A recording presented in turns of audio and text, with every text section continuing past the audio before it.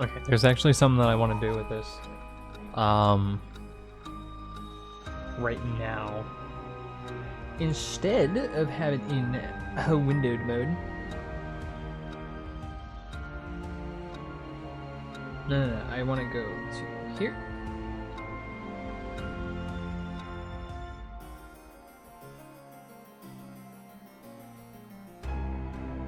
I actually want to make this full screen. Can I do that and it not mess up the stream?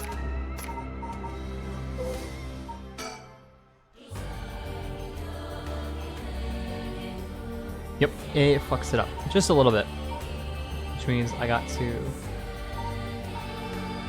downscale it like that.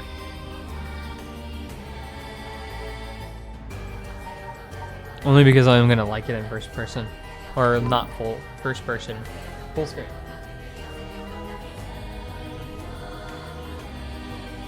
You can still hear audio. That's good.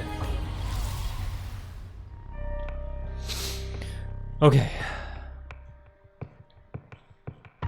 Is 1080p the furthest I can make this? Can I go? I cannot. Okay, it's fine. Oh, look at that! It keeps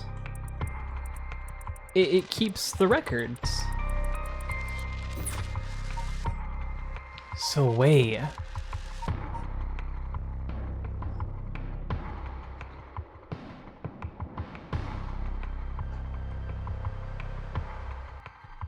Okay, let's start with Haruo. When the son of Haruo Shigemo was kidnapped, a botched investigation by the police resulted in the child's murder. 1 year later, Haruo has hired a private investigator to help resolve the unsettled case. Late at night, while speaking to the detective at her home, something strange suddenly appears. May those who mock fire's flame perish in flame.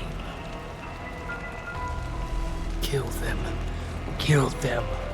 The flame bearers. Kill them all.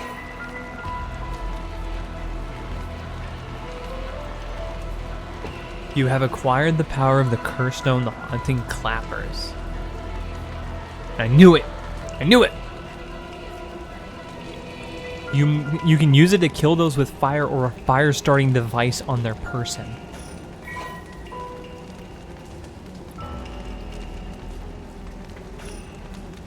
Murderous impulse seeps into my soul like a black tar. Now, kill. Can you hear it, Cursebearer? You who strongly desires the right. Who so strongly desires the right. Kill them.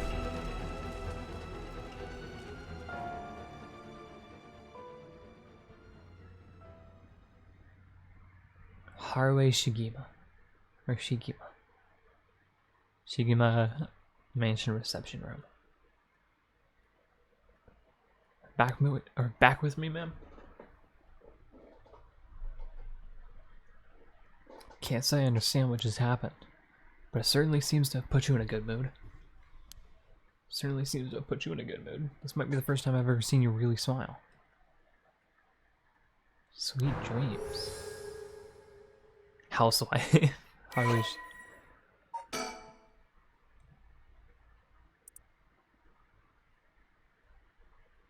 Yeah, we're learning more about our guys.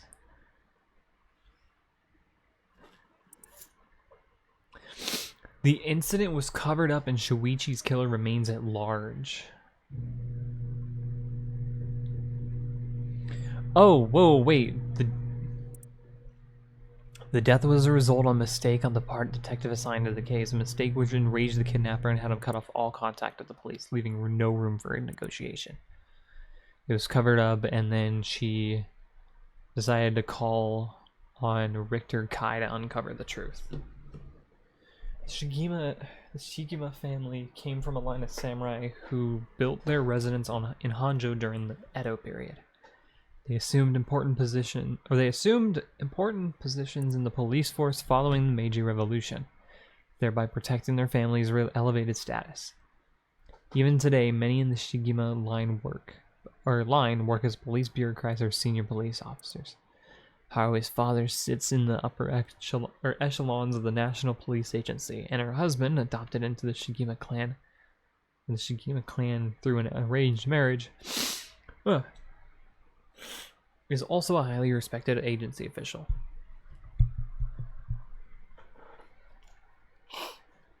Fuck. However, as her family prioritizes work above all else, it wasn't long before Harue's marriage grew cold.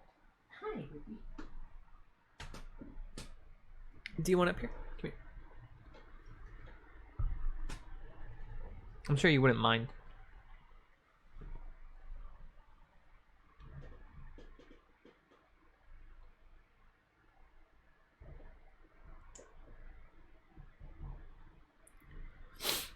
Ugh, fuck.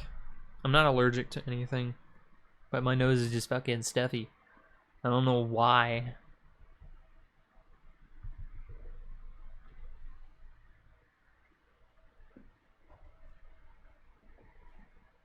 Though she wants for nothing, she is isolated from her neighbors and withdrawn. Oh, fuck. Hold on, baby. I just gotta readjust.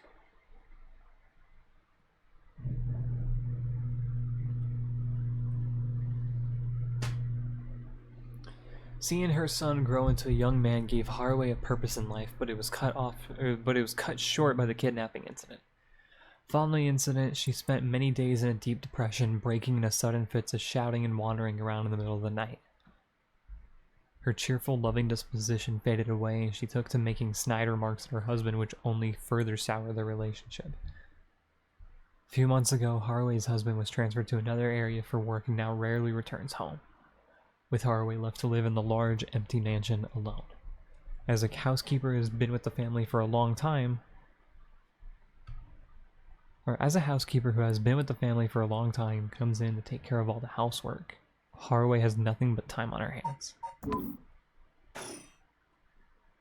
No, not dreams. Wait. Oh, this is the first time that I've seen you really smile. Sweet dreams? No, not dreams. Sounds like something I might want to hear about. I want to look around a little bit.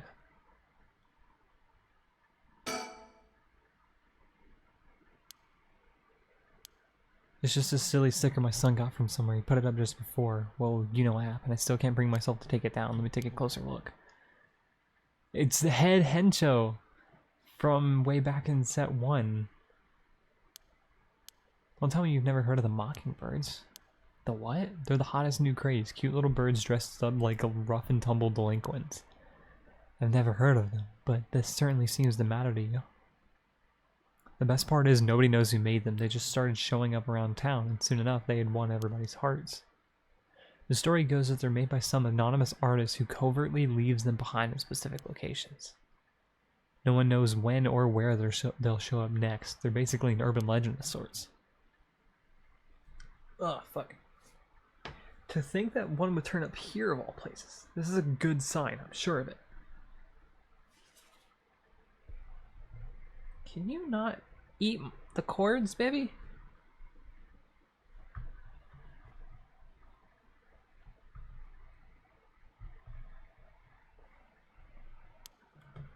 Oh, well, that's nice. Collect your first Mockingbird sticker. Yeah, dude. Now I think my glasses are smudged.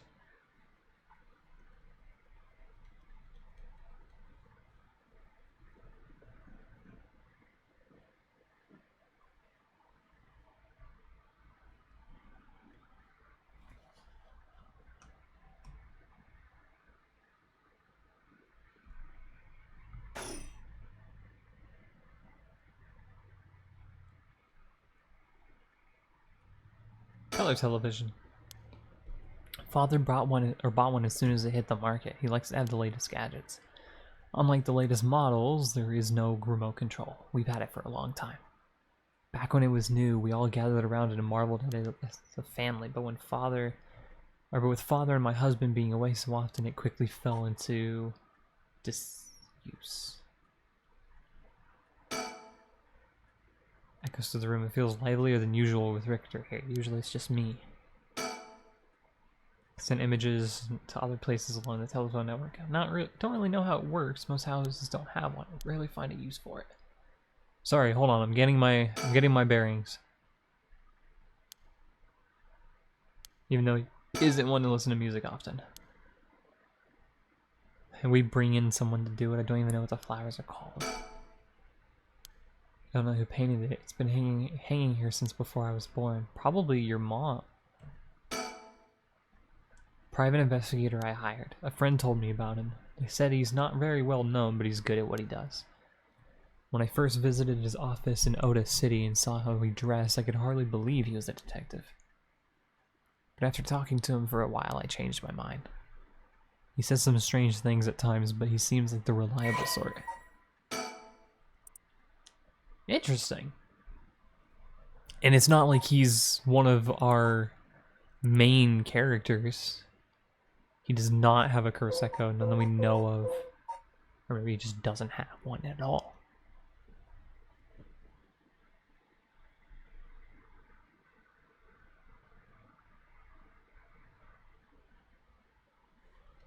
Okay, baby, I need you to get off my leg. You can still be near. Or not. Okay, hold on. Give me just a quick second.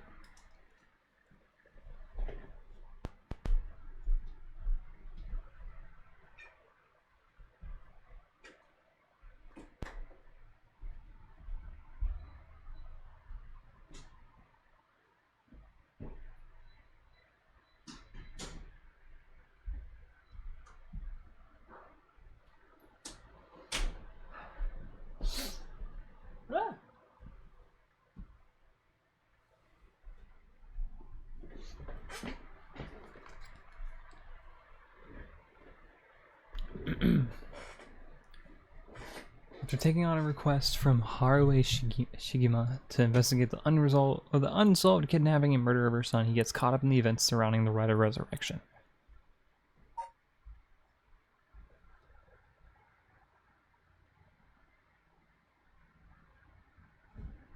Jesus. Anyways.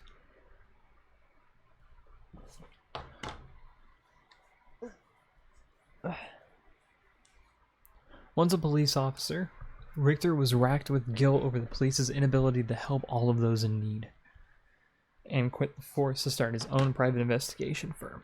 However, his soft-hearted nature leads him to take on too many cases, and he has to put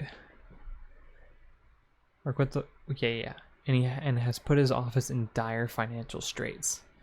How he's still in business is a mystery, with some whispering that a wealthy patron is keeping him afloat.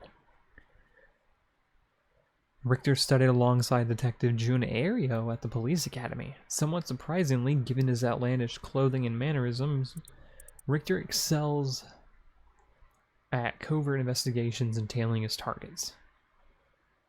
He profoundly refers to himself as an investigator extraordinaire, though it only ever succeeds at impressing himself.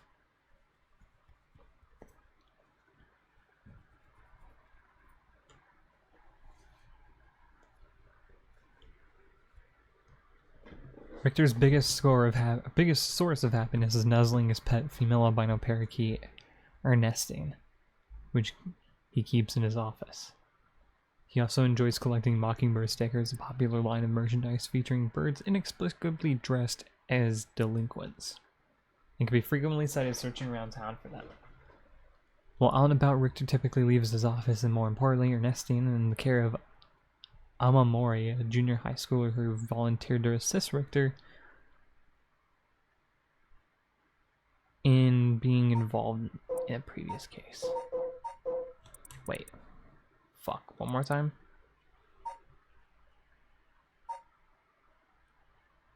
Oh, okay. I get it.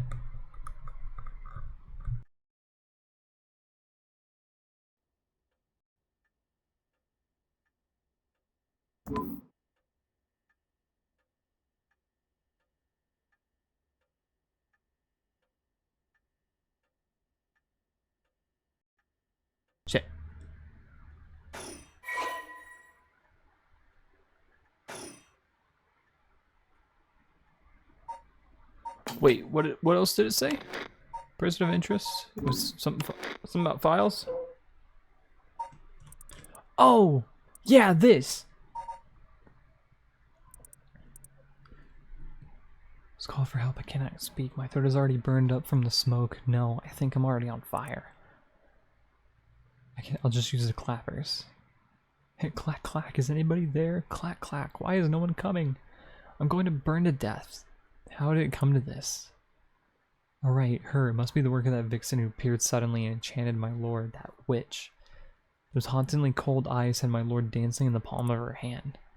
Perhaps I was also taken in by her. How many innocent people did I lure in under orders? This must be karma. The sound of a heavy bell. It feels like my head will split open.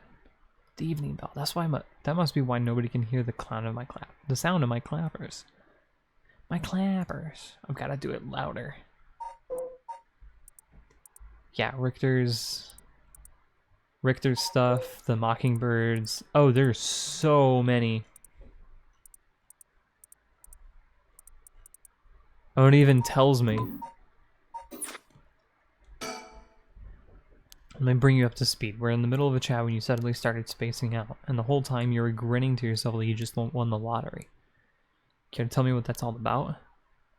Well, where to start? Oh, she flat out tells him everything. Just straight up tells him everything. So he knows. He knew when he talked to us.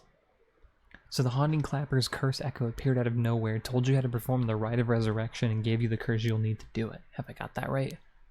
That's right. So it's all real. Honestly, I still find it hard to believe. But I guess I have to now. When I saw that curse stone appear in your hand myself, it looked like it popped clean out of thin air. With evidence that clear, there's no denying that there's some supernatural force at work. I'm looking around a bit more again, just to see if environments change. This is still cool, dude. Almost a full, like, 360 view of the situation. I don't think you quite understand. This isn't about evidence, and it isn't about belief. It's more than that. I know it's real. The moment the curse appeared, I knew everything before it even said a word. It was already there in my head as clear as day. Just knew, huh? It was etched into my soul along with the curse echo's resentful memories. So I can feel it, what it was like. Dying like they did, hundreds of years ago.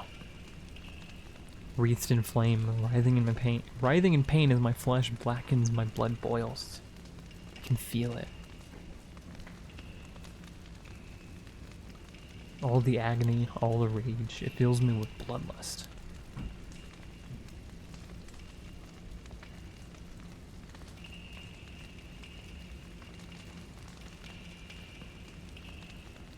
I think I need to kill someone. Anyone will do, just as long as they're carrying fire.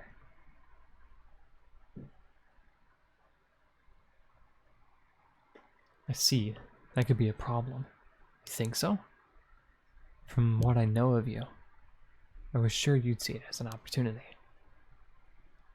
The stronger the desire to resurrect someone, the stronger the urge to kill. That's how it seems to me, anyway. Good grief. Talk about a spanner in the works. I'd say we take stock for a moment, remind ourselves where we come from, where we've come from, and where we're going. That might be a good idea. Oh, rhetoric fund?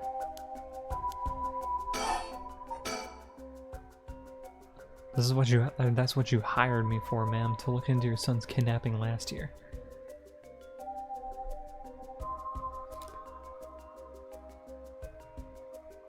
To uncover the truth behind the abduction and murder of Shuichi Shigemo.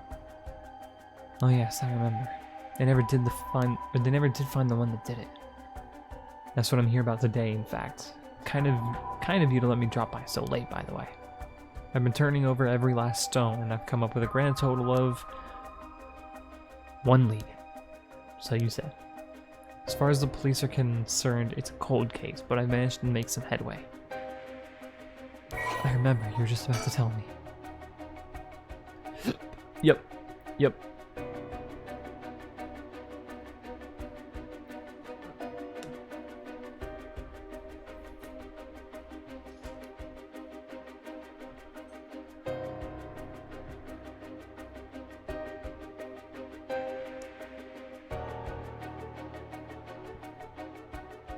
It was initially the kidnapping was thought of as a simple extortion scheme, but when it came to light that the Shigema family was closely tied to police and Shuichi was in fact the grandson of a senior official, it was quickly assumed that the perpetrator was acting upon a grudge against the police force.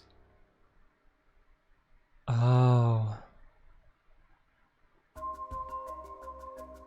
The kidnapping was treated as a direct attack against the good name of the police, and a large-scale investigation was launched that used the best equipment available to trace phone calls.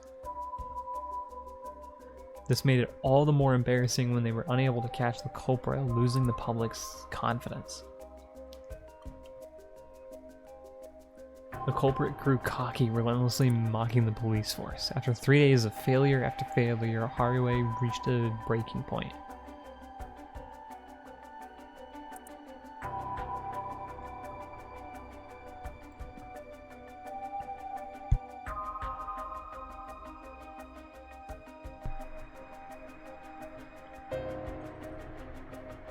Spurred by concern for her son, she resolved to hand over the ransom money as fast as possible, but her husband and father, who held the prestige of the police in high regard, refused, saying that they would not let the criminal win by giving in to their demands. The increasingly frantic detective assigned to the case lost his temper when the criminal called to give an ultimatum, causing the culprit to never make contact again. Another week passed and Shuichi's body was found floating in the Sumida River. Shuichi's death could be largely ascribed to the police's incompetence, but this was ultimately covered up with stringent media embargoes. The investigation was never closed, but the case is long gone cold. And then persons of interest. Oh, kid.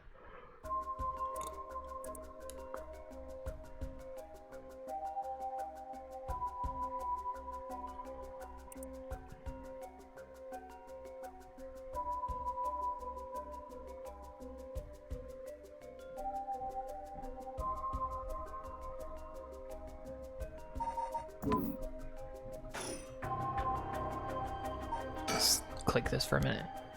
My heart's still racing. This is it, my chance at long last.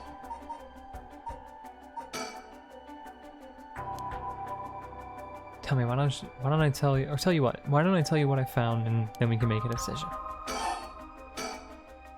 I suppose there's not much point in going over the kidnapping itself. No, I'm very familiar. And I'll leave that for the files to cover and just confirm a few things about the case. Police traced the culprit's calls back to, let's see here, Northern Oyoko River here in Sumida City. That's quite a wide area. That's quite right. In the end, they never managed to nail down exactly where the calls were coming from, but it was almost certainly the same location that Shuichi was being held captive, since Shuichi's voice could be heard during the killer's calls.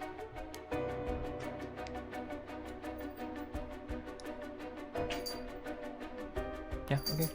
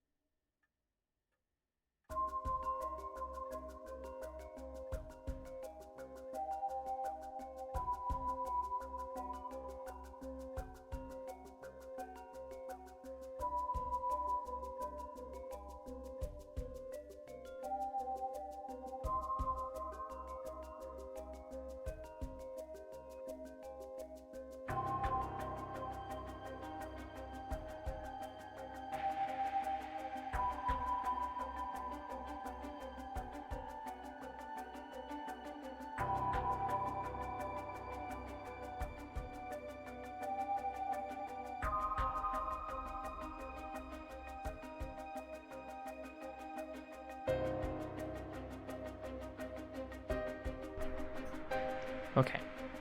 Northern Aoka River is quite a distance from Shuichi's normal school commute. Factoring in that he was seen at school but went missing before he arrived at his house, it's likely that he was abducted by a car on his route home. Maybe, but exactly. Shuichi was a clever boy. He never would have gotten into a car with a stranger. That's right. I was very firm about that. I know he understood too. I even saw him warning the other children. It's possible that they forced him into the car. The only issue is there weren't any witnesses to the kidnapping. You can't bundle someone into a car with that many students around and not be noticed. But nobody came forward to say they saw anything suspicious. So did they target him at some other time or somewhere away from his usual route? Both of those seem a little far-fetched.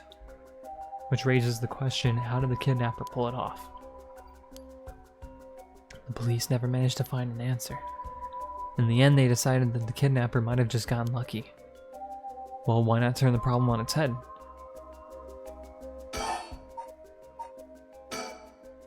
The kidnapper managed to convince Shuichi to get into their car, but how? The only thing that makes sense to me is that they were somebody that he would have a reason to trust.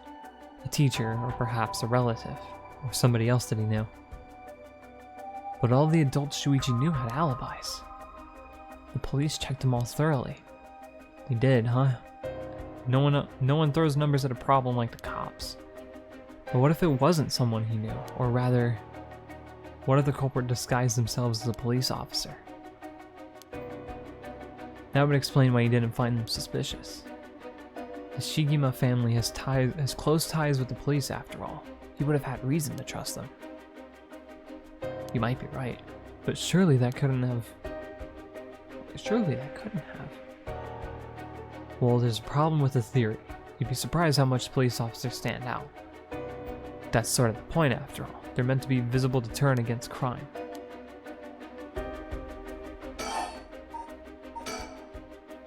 Here's another interesting little bit of trivia that I happen to know. When you ask people to imagine someone suspicious, nobody pictures women or children. Even kids who have been warned about stranger danger often subconsciously expect that danger to look like an adult man. Besides, Shuichi was the sort of boy who wanted to be a police officer when he grew up. He must have had a very strong sense of right and wrong. Wait, surely you can't mean... Now you're getting it. If, say, a young woman approached Shuichi asking for help, what would he have done? If someone like that said that they were lost and asked him for directions, would he have gotten into the car? He might have. Or he might have. My husband always told him that a man had a duty to watch out for women and children.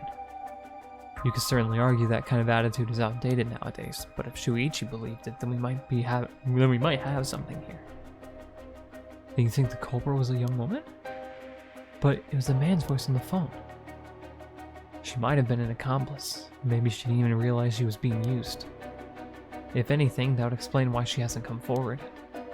She herself might not realize she had anything to do with the case. Some more? So the question is, did anyone see Shuichi speaking with a young woman on the day of his disappearance? See, what I said about people's biases, that goes for witnesses too. And I figured that maybe if I started asking new questions, I might get some new answers. So I spent my day around asking around Shuichi's school route, seeing if anyone had seen something. And one man thought he had. Do you mean he saw it happen? Well, I can't say that for sure yet. It turned out he wanted something from me, so he asked if we could talk in private.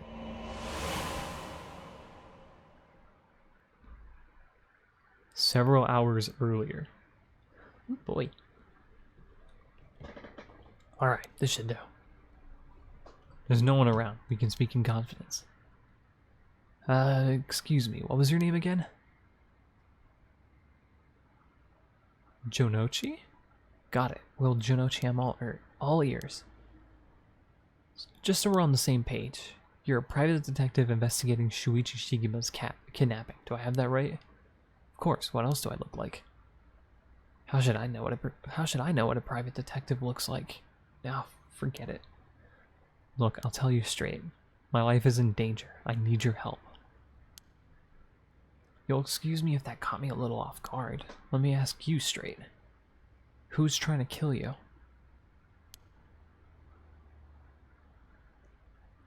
A student named Michio Shiraishi. Schoolgirl, huh? Sounds like you've been naughty. It's not like that. That girl, she's a murderer. I'm the only one who knows, but I saw what she did. Michio Shiraishi, I saw her kidnap Shuichi Shigima. And then? Come again? I saw her... Oh. I wonder if I should turn this back up. If it gets me killed, I'll turn it off again. I saw her talk to him on the street and lead him away. I didn't think much of it at the time, but then he went missing. She murdered him, I'm sure of it. Or at least she's got something to do with it. That's what you're here for, isn't it? And you can't let her get to me. If that's true, then you've been sitting on some valuable information. Why didn't you tell anybody? Well, you see, if you can't explain that, I don't have any reason to believe you. I couldn't.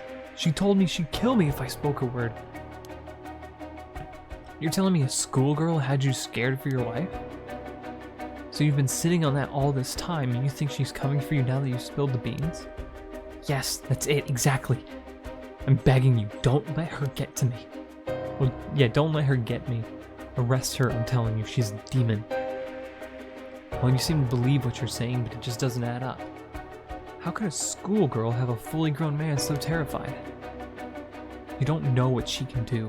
She'll curse me. Curse you?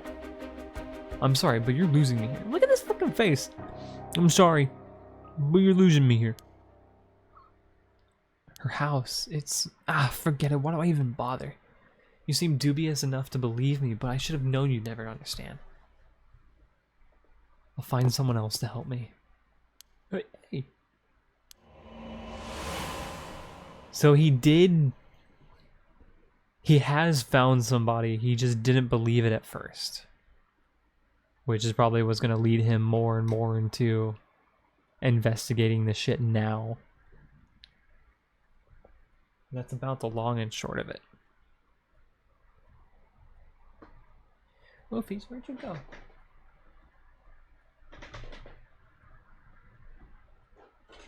Oh, there she is. Just chilling on my bed. Not bed. Laundry. At the time, I thought his mention of curses was just crazy talk, but I'm starting to believe that there might have been more to it. Then, if we can just find that girl. Curse or no curse, if she was with Shuichi on the day of the kidnapping, then there's a good chance she might know something. Or there's a good chance she knows something. On top of that, I did some digging on the man I spoke to.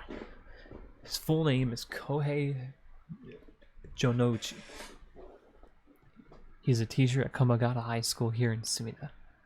A teacher than a schoolgirl is one of his students? I think that's very likely. Is there more? At last we got a lead. Hopefully it'll be the breakthrough we're looking for. Right. About the Rite of Resurrection. The Rite of Resurrection, huh? I read about that in a cult magazine the other day. Apparently some old book showed up recently with all the gory details. And they say that the rite can be found somewhere in Honjo. I remember the first time you told me about that. It felt like my prayers had been heard. Like I had had hope, real hope for the first time. Ever since that awful day, I've wondered, what if I hadn't sent him to school? What if I had just paid the ransom? Not a day goes by when I didn't think if I had done something differently, Shuichi would still be alive. You can't blame yourself, man. It was the culprit's fault, not yours. Although I get that won't help any. Grief is funny like that. I'm guessing that's why you're after the right? Guess I didn't need to ask. It's written all over your face. You can tell how much he meant to you. But, and this is a big but, if the right is the real deal, using it will mean killing someone and stealing their soul. Is that a problem? If it comes to that, I'm afraid I'll have to stop you. Oh, that's a shame. A shame, huh? That's all? I thought if I'm going to be competing with other curse bearers, then your detective skills might come in useful. You realize you're talking about someone ending someone's life, right? Don't you see an issue with that? I think any parent in my position would happily kill for a chance like this. That's so, is it? Dear, oh dear, what have I gotten myself into? If it makes you uncomfortable, then you won't have to get any... Yeah, you won't have to get any blood on your hands yourself. I don't need you to kill the other curse bearers. I only need you to find them. I won't be party to murder, man. Not even for a client. I'll pay you. How much can I give to change your mind? Sorry, man, but not everyone has a price. I've got my policies, and I stick to them. Didn't realize you were so stubborn. Let me say, though, it's not like I don't get what you're going through. As long as you're not killing anyone with your own hands, maybe I can help you out. What do you have in mind? Well, how about stealing someone else's curse stone after they filled it with soul dregs? If that was all you were after, then I could lend you my services guilt-free. If the other curse bearers want to kill each other, that's their business. I'm not trying to be a hero here. I guess there's no guarantee a stolen curse stone will work, but we can worry about that later. Well then, I suppose we have a deal. Although, what if I stole a curse stone using my curse? Would you disapprove? That would void our contract, ma'am. Just warning you now. My.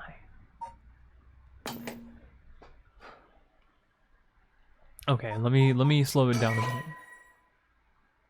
Any incomplete chapter? No. Okay, then no. I do not wish to go back. So, I wonder.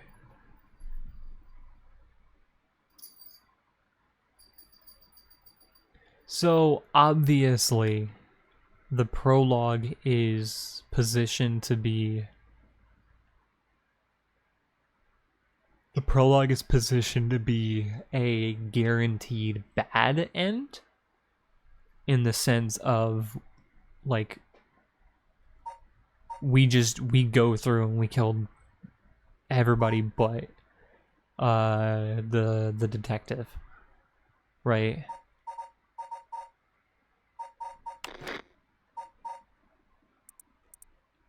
Wait, his curse echo returned to nothing. So is he still around, or is he gone?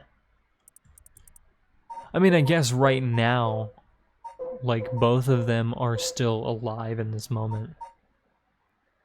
It's just soon they're not going to be.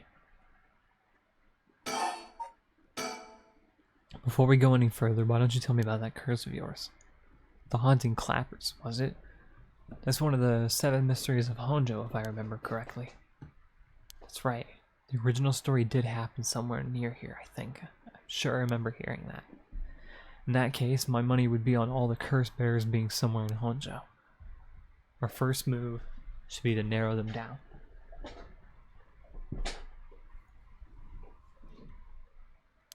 Some of them are bound to come and try, or bound to try and come for you first. We'll need to be ready. The curses make their bearers more willing to kill, so an attack could come from anywhere. That sounds sensible.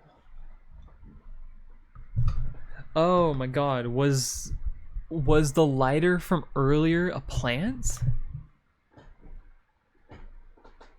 Did he just scatter lighters everywhere, or was it just happenstance that he had, or that our guy got a fucking thing, a lighter? And if I remember correctly, your haunting clappers can set people on fire, but only if they have a naked flame or a lighter on their person. Is that right? That's right. In olden times, wooden clappers would be used to warn people of fire. I guess it punishes those who don't heed the warning. Seems like a good curse to have. It's simple and straightforward enough to use. Although it's hard to say with how it stacks up without knowing what else is on the table. You really think it's that good? The target can't do much to throw it off, and it has a nice long activation window. It's big that it works on lighters too. Just slip one into your target's pocket. You'd say that condition were already fulfilled before they even knew you're there, and they wouldn't even know what hit them. Maybe I won't actually have to use it, or won't have to actually use it. Maybe I could just tell someone I could, and they'd have to do what I said. Threats could work, although without any proof, it'll come down to how convincing you can be.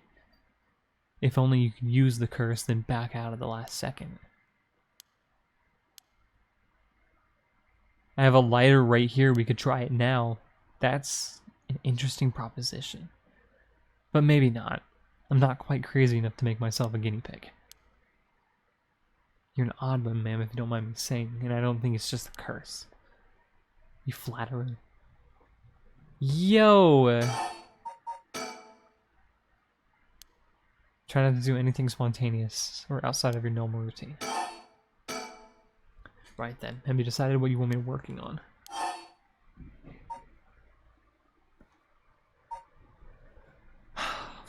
Fuck. Well, I'm trying to see.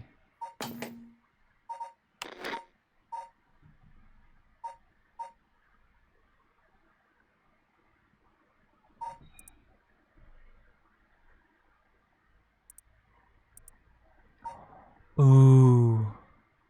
No, because this is an earlier save, or this is a later save than here. We'll overwrite slot 3.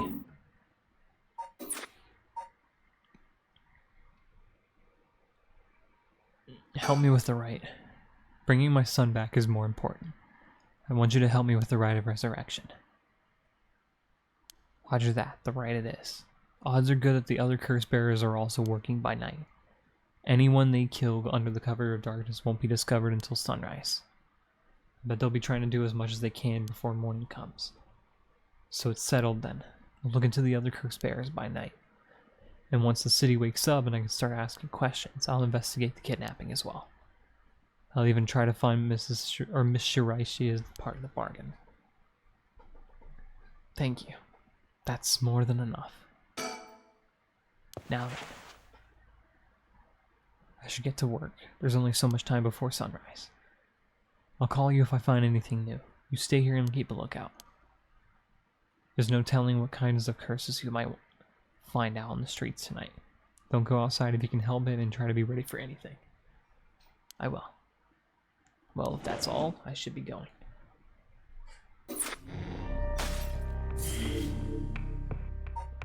Oh. Will it tell me if... Will it tell me if it branches?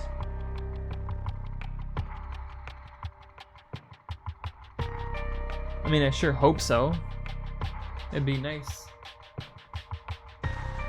Nice information to have.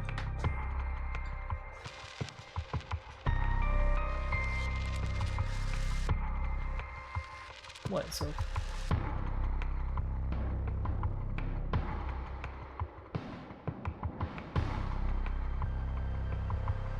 Trying to see what she does for a minute. Alright, baby. Do you want out?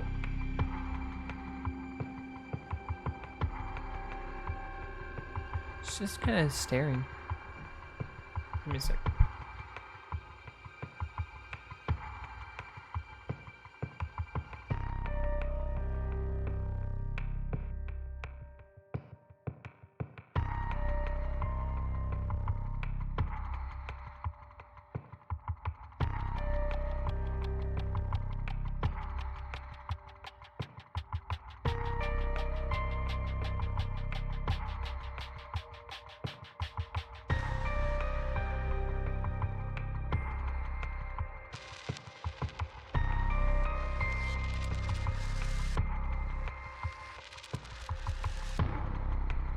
Okay.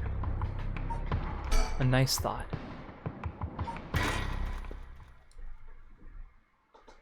Okay, now we're at 1 a.m., which means she's, or Yoko's probably dead, or either Yoko's dead or the guy is dead. Shogo. Promise he called me if anything happened, but he hasn't, so all I can do is wait and wait.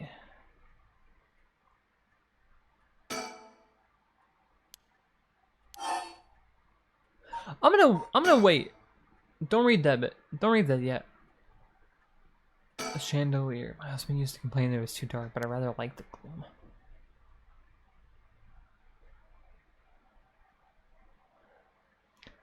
I still find this super terrifying.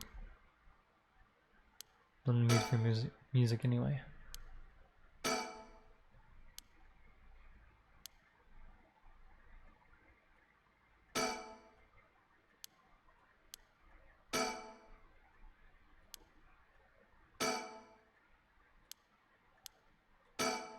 Okay, we've got no choice.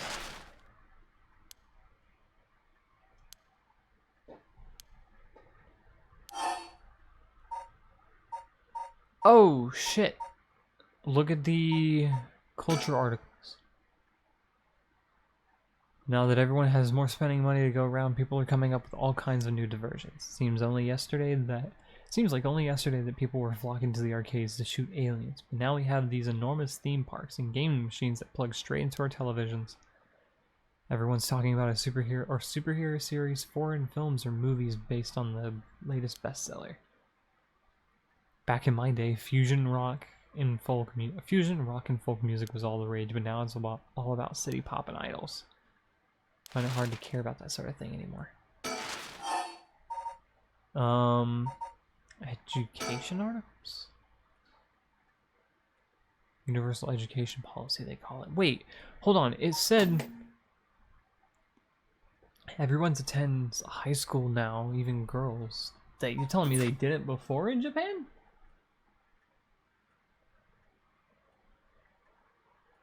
Weird.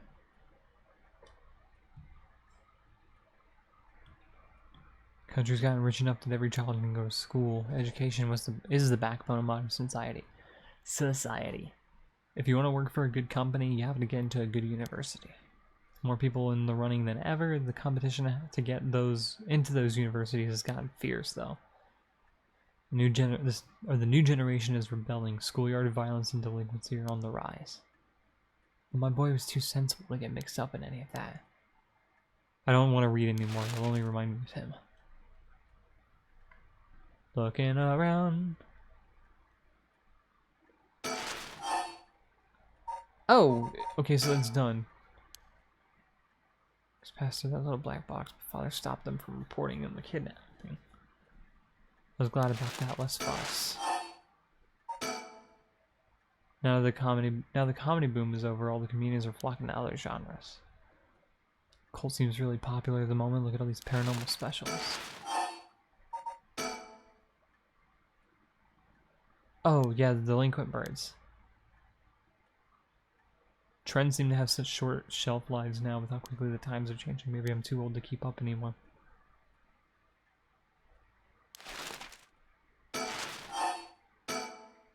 All sorts of articles about the current state of the economy now that the post-war boom has passed its peak. We're moving towards the era of large corporations. It's about 220 to 230 yen to the dollar. Manufacturing is on the rise, and exports are healthy. The dollar is down from its height, and people are saying it could fall further. There's no denying how much the standard of living has improved in the past few years. It's common to own a car and television now, and supermarkets are better stocked than ever.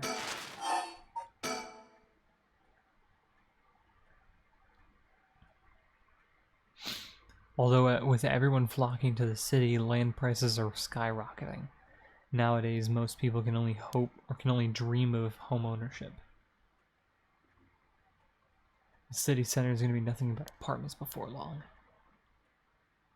Not exactly a businesswoman, so this all feels like another world to me. Big sad. It looks like the city's biggest problem right now is pollution. I remember how the air and water used to be even more polluted. It's covered in scum from the sewage and all industrial waste, so it stinks so badly it makes my eyes it'd make my eyes water. Eventually people started getting sick and it couldn't be ignored anymore. Fortunately, it's gotten better since then. Although the area in the industrial districts is still filthy with gas and smog. There's one thing Honjo never wants for its horrific crimes. They found a police officer dead in a local park just the other day. A lot of my family are in the police. I hope it was it wasn't anybody I knew. I don't read the news anymore now since last year. It brings back bad memories.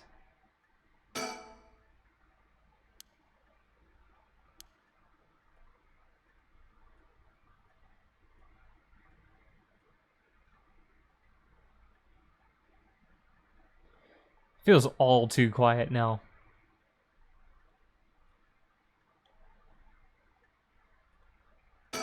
I didn't look at the clock yet.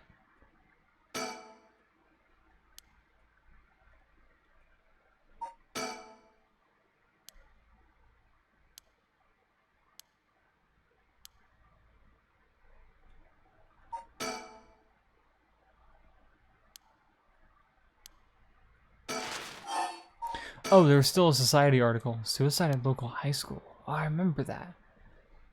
A high school girl jumped off of a roof about a week ago. She was bullied, I think, or maybe it was something about exam pressure. What? But, no, this can't be right. Her name. Michio Shiraishi from Komagata High School? It can't be. She's already dead?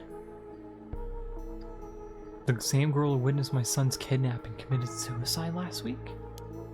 But that means Mr. Jonochi was terrified of someone who already died. Is that what he meant by a curse? I can't work this out on my own. Maybe Richter would know. Why won't he call? Oh, I haven't left it off the hook, have I?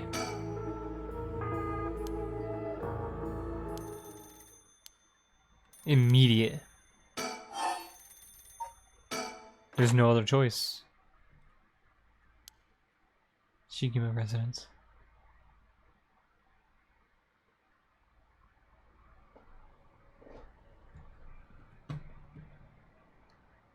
Komagata Bridge?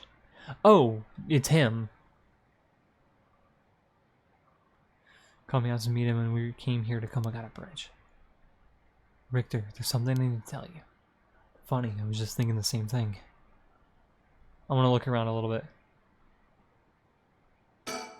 Surroundings around Komagata Bridge over the Sumida River. There's a highway on one side and a freeway on the other, but they're both deserted the site at night.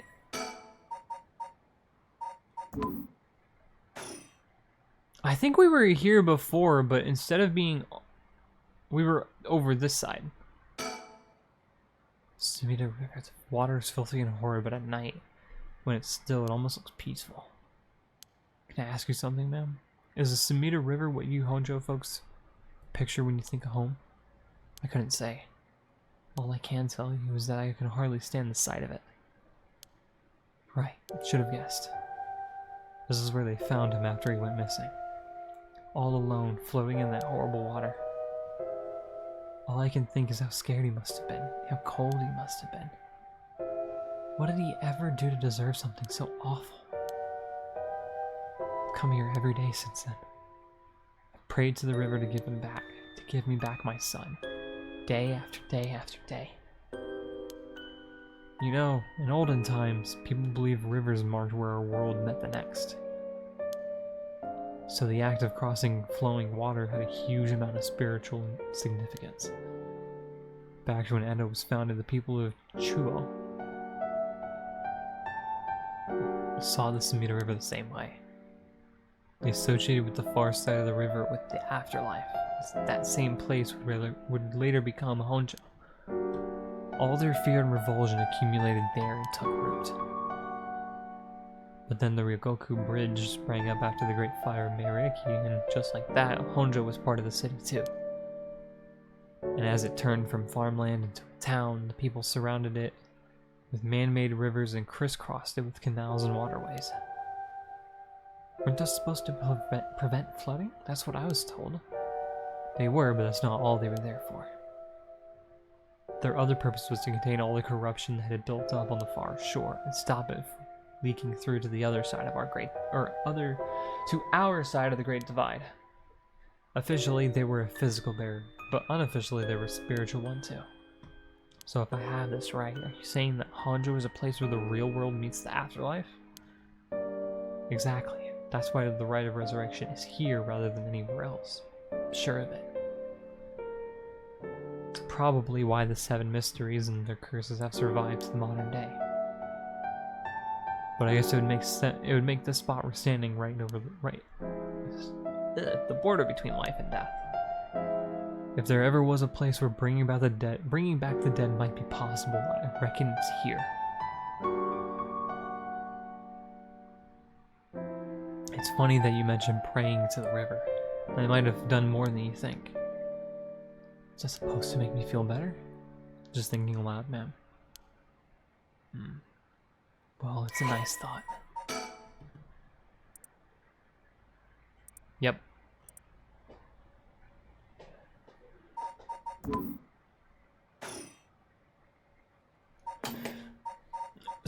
There's gotta be a reason why the 21st entry here is 1, 21, and 2 still crossed out. Okay, so what have you got for me? You go first. Please go ahead. Alright then. I've been poking around places connected to the 7 mysteries looking for curse bearers, and I think I've found a few candidates. First, a tall man I ran into in Kinshibori Park.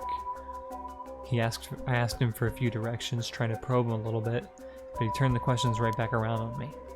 And he was out of there the second he figured I wasn't what he was looking for. I got the sense curses were nothing new to him. I'm about 40% sure he's a curse bearer. Then there's this middle-aged guy I saw in South Waragesui. There's no question about this one. He had one of the cursed stones in his hand. He had a nervous air about him too. It was clear he was up to some shady business. That looks like the one guy. Jonochi. Gathering soul dregs, I bet. He'd make a good target. Next up is a pair, a young man and woman I met around Ryokoku Bridge. This time the man came up to me and asked me flat out if I was a curse bearer. I didn't know what he was. I told him I didn't know what he was talking about, and he backpedaled and left. Looks like they lurk around there often, looking for kindred spirits. Be my guess, or guess. Though they didn't seem like they were quite working as a pair.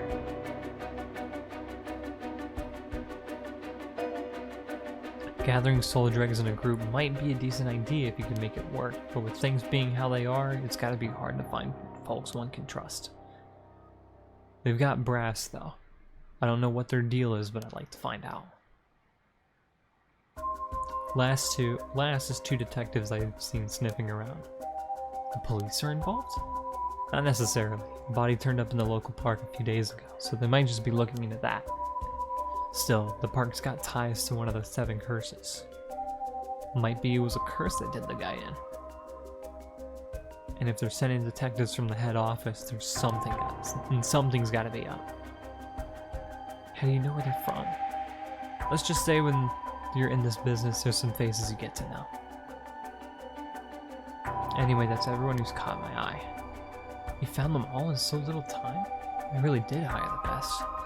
It's all in the name, ma'am. Richter Kai P.I. No, wait, make that Richter Kai Investigator Extraordinaire. Is that why you can dress like that without drawing attention to yourself? An investigator extraordinaire can blend in like a chameleon in any outfit. Well, with that aside, the middle-aged man and the young couple sound the most promising. Am I right? Whichever we pick, it's still too early to make a move. It seems like the curse bearers are less involved with each other than we thought. Plus, there's still others we don't know about. I say we hang fire and see how things play out. Once more bodies start showing up, that'll get the pot nice and hot. And once it's boiling, our chance will come. I should talk with him next. Something I need to tell you. What's up? Well, that girl, Michio Shiraishi. The one who was with Shuichi on the day of the kidnapping. That's her. Well, she's dead. She's what? The student who committed suicide last week. That was her. I heard something like that had happened. Never got the name though. Talk about bad luck. We finally get a lead, only to find it's turned into a literal dead end. Unless her death was the whole reason Janoshi was so shaken up. He said she was gonna curse him. Was he talking about her taking revenge from beyond the grave? Seems like we're back to where we started.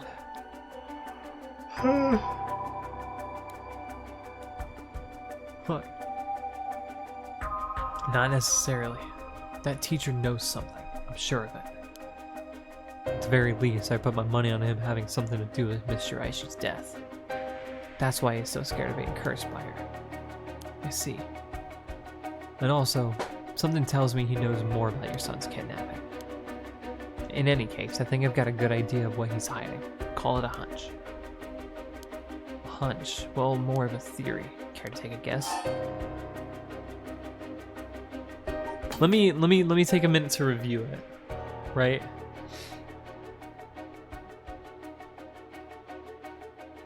So what I remember literally just from mere minutes ago is he looked into, like, he saw her son get kidnapped. Like, he saw it basically fucking happen. Still don't know what this guy's fucking deal is. But why does it say these guys are still question marks? It's likely him that has the curse, too, because he's a protagonist. And then obviously we knew oh, she hasn't fucking showed up in the thing because we killed her.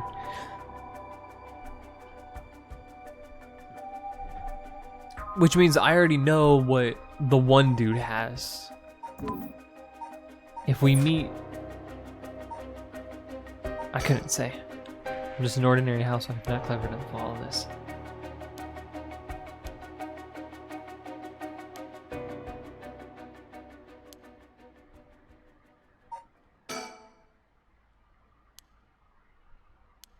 Okay, wait.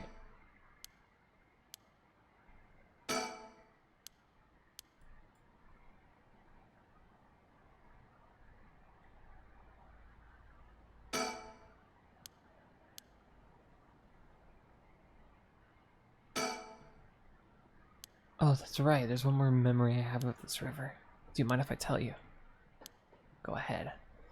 Must have been about 20 years ago now when I was still a schoolgirl. Back then, the Sumida River was much filthier than it is now. It was full of garbage and industrial discharge. It was scummy and slimy, and it stank. Stank. It was full of garbage and industrial... Oh yeah, I already read that, fuck. You could look out over the water and see dead cats and dogs and pigeons just floating. And one day, among all the filth and garbage, there was a piece of my missing classmate's hand. What? It was almost a miracle when you stopped to think about it. What were the chances that someone would find a part of her that was still recognizable? And although everything but the palm had been rotted away in the water, a part that was left would have an identifiable scar? And that they could tell it had been a murder from the blade marks on the bone? Wait, are you talking about the Nejima murders? So you have heard of it. I'm impressed. I assume you were but an elementary schooler at the time? I wasn't really aware of it then. I only heard it after the fact. I had no idea the victim was a classmate of yours.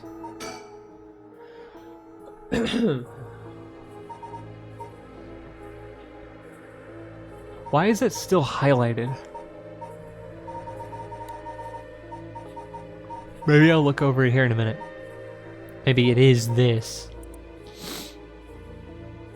A notorious case from over 2 decades ago involving the murder of a female high school student. It first came to the attention of the authorities when part of a human left hand was discovered floating in the Sumida River.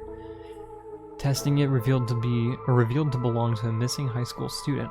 As it appeared to have been severed deliberately, the police launched a murder investigation. A large-scale search of the river was organized, but the highly polluted state of the water made this impossible. Visibility was poor, the stench was intense, and the divers quickly fell ill. They succeeded in recovering only the victim's head and what appeared to be part of her leg before the search was called off.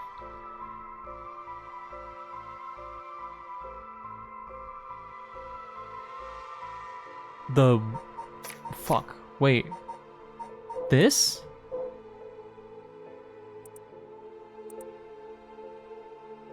Unless it was just the murders. Oh, it's in the gameplay side.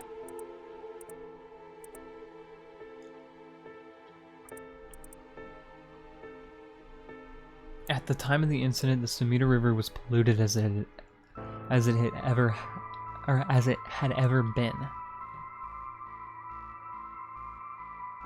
Neither fish nor shellfish could survive in it, eventually causing the annual fireworks festival to be called off indefinitely. Over the course of the search, the police discovered a number of unidentified human bones. This caused a stir among the public as several other young women had gone missing in recent years in the Tokyo area, and it was feared they may have fallen victim to the same fate. Forensic technologies at the time, however, were not advanced enough to determine the identities of the deceased, and so the police were unable to open any inquiries. Due to the overwhelming lack of circumstantial evidence, the investigation ground to a halt until the hitherto unrelated individual case came to its attention. During a questioning about a separate incident, Bumichika Nejima, a 36-year-old shop owner with no relation to the victim, divulged details about her that had never been released to the general public. Whoa. An investigation into his background was conducted.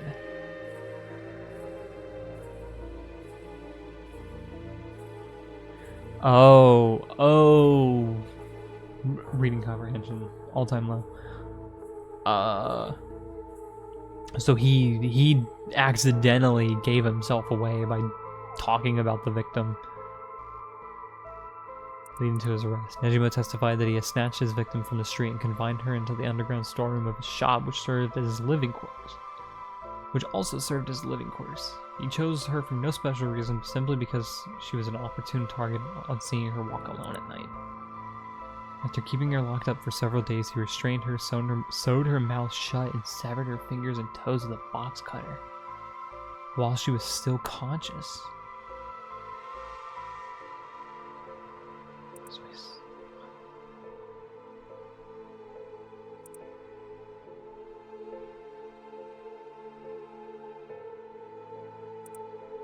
The brutality of his actions. Oh, wait, yeah. Before cleaning his storeroom and returning to his everyday routine as if nothing had happened. Dude is a certified psychopath, and it's bolstered by the fucking way he did this shit. Brutality of his actions shocked the nation when they were eventually reported.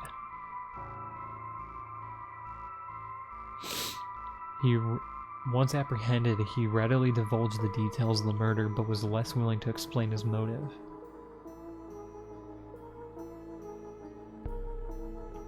Because I bet you, at the time, he had one of these curses.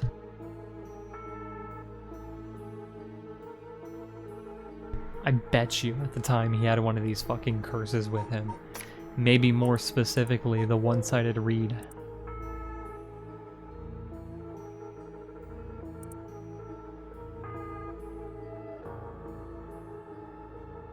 Oh, and it would make some sense because we're at the fucking bridge. We're at the fucking bridge.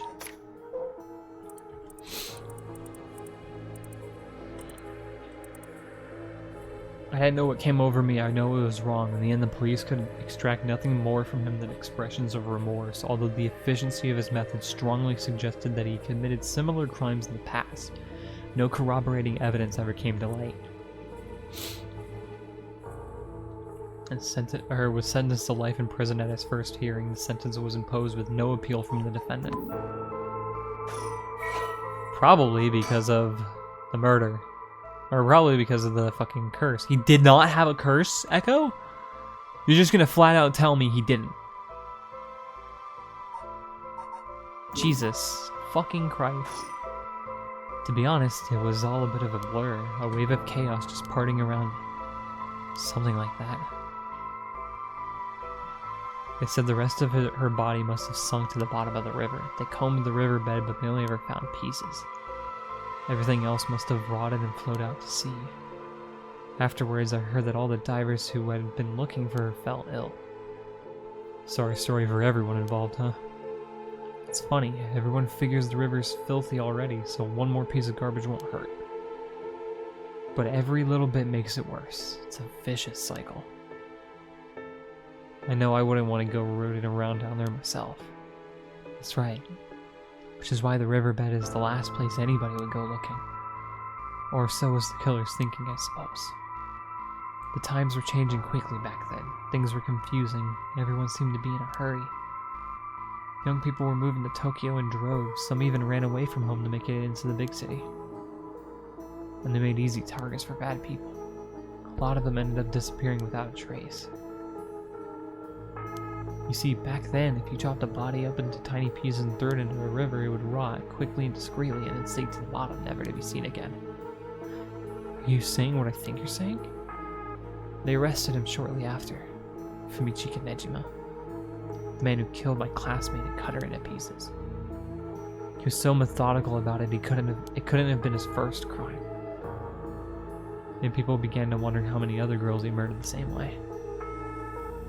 Police never found any evidence of the other murders in the end, but the river knows the truth. How many corpses has it swallowed up over the years, I wonder? That same thought spread through everyone's mind. They all started to avoid this area. So really, this river has been rank with corruption for decades now. Or at least that's how it seems to me. Well, was that interesting? Or was that interesting? Well, I can see you don't have any good memories of this river. With all of that darkness lurking beneath the surface, there's no reason that you would. Still, if I may, man, I'm surprised you knew so much about the Nejima murders. But how could I not? After all, I was the one who found the hand. The police actually wrote me a thank you letter. They said it was only thanks to me that they managed to bring Nejima to justice. That it was the only time my father ever said he was proud of me. Huh. I guess it just wasn't the killer's day. Sometimes I wonder if he resents me for it.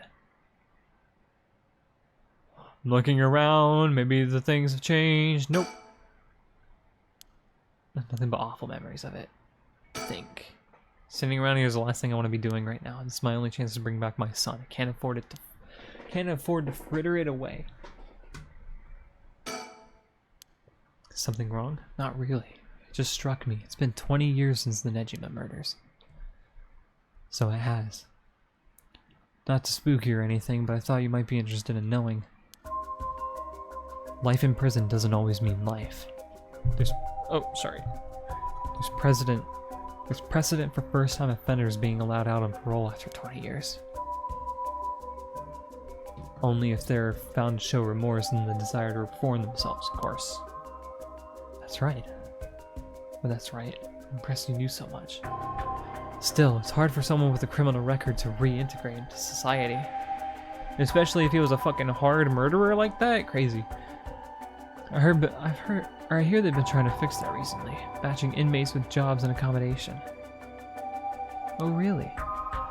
They keep an eye on them, of course, and make them report in for regular checkups, but to avoid discrimination, they keep the inmates' records a secret from everyone but their employers. They even give particularly notorious criminals new identities so they won't be recognized in the workplace.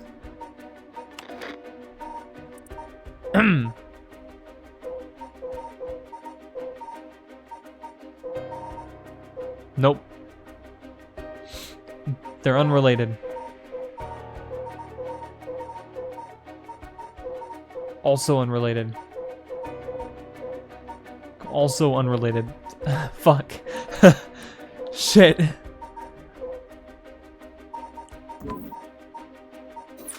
I thought I was onto something. My. The way you put it, it's like you're saying Fumichika Nejima could be out on parole right now, back in society under a new name with nobody any the wiser. It's possible. As it happens, a little birdie told me about a big name making parole a few months back. I don't know if that was Nejima, but our discussion just now did bring it to mind. How unsettling. Now that you mention it, I just remember something too. I was passing Kumagata High School a little while ago when I saw someone. A janitor, I think. I could have sworn he reminded me of Fumichika Nejima. What? He looked a little different after 20 years. Much thinner than I remembered too. I told myself I was just seeing things. But perhaps it was him after all.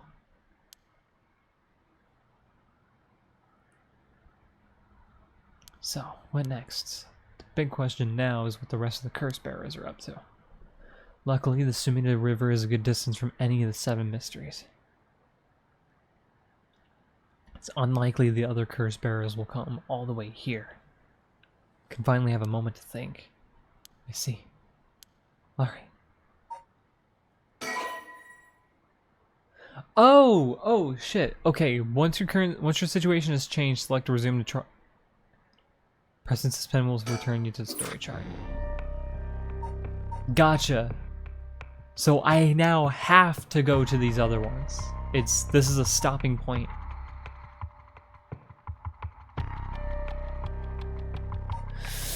Shoo! Wee! Woo wee!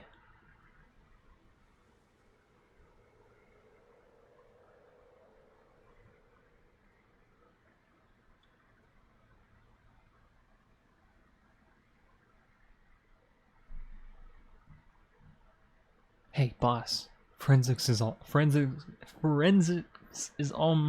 done. I was like struggling with the word forensics. Crime scene is clean. The other officers have all gone home. It's just us now. The park should be able to open back up tomorrow like nothing ever happened. I doubt it'll get many visitors after everything that's happened. Be surprised.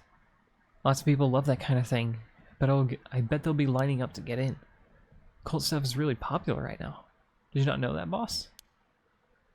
Sounds stupid. Well, it's not exactly rooted in science, but if ghosts really did exist, we could just ask them who the perp is. Somehow I doubt it'd be that simple. These fucking faces where they make like the... Whoa, it's just the fucking like scrunched up like mouths and like mean faces that just are kind of funny, but also like unique to this. Oh, but you know, I heard that high school girls are really into the spirit board things nowadays. Supposedly you can call in spirits and talk to them by using a board with letters on it. Wouldn't that be something? You can try it out. You can try it out yourself if you're so interested. Hey, that's not a bad idea. Let's give it a go sometime, boss. What? No. Stop messing around.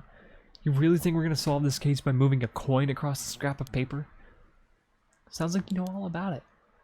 Or sounds like you know all about it. We gotta be open-minded.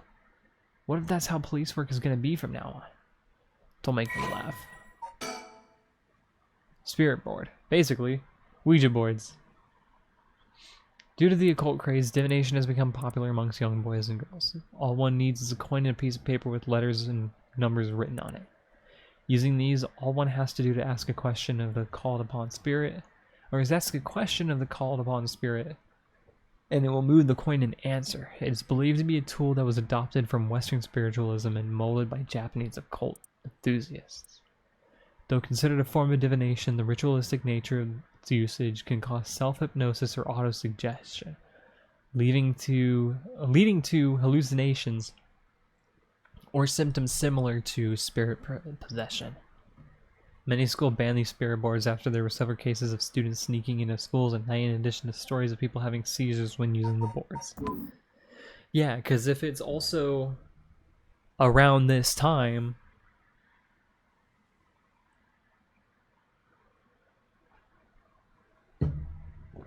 Pokemon would also be out.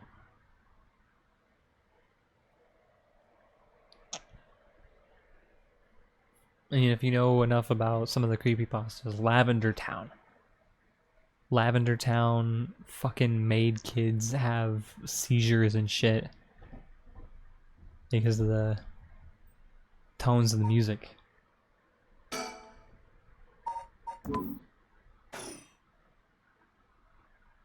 Listen up, Ariel.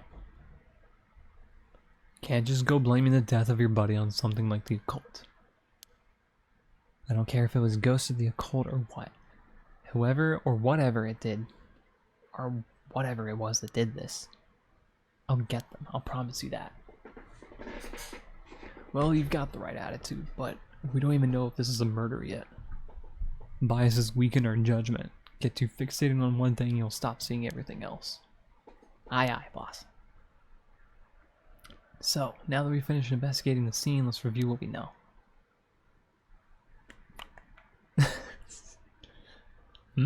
No, it's getting late. I figured we'd head straight home from here. Come on, we've got to go over all the info we've gathered. And what a better place to do that than here at the scene of the crime, where we can soak up the atmosphere. Soak up the atmosphere? The hell is there to soak up? Must be really into this occult stuff if you get off on being in a place like this. Wait, you mean being somewhere like this doesn't get your blood pumping? No way. No, don't turn this around on me. I'm not the weird one here. Christ. Fine, let's get this over with. I want to look around a little bit more. Because we have to get a fucking curse too, don't we? Former Yasuda Gardens here in Yokohama, Ichome were originally built as part of the daimyo's estate back in the Edo period. The park became city property a number of years ago and underwent extensive renovations. There's not a soul around at this time of night. Quiet doesn't even begin to describe it.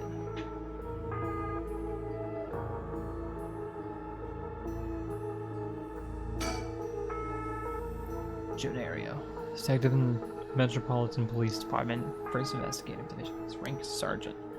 This is his first time leading the case. It's like he's graduated from rookie to newbie. He looks put together on the outside, but acts like a kid most of the time. Honestly, the force could use more people like him. Yeah, just start with the case. So early in the morning yesterday, a staff member found the victim collapsed here in the park.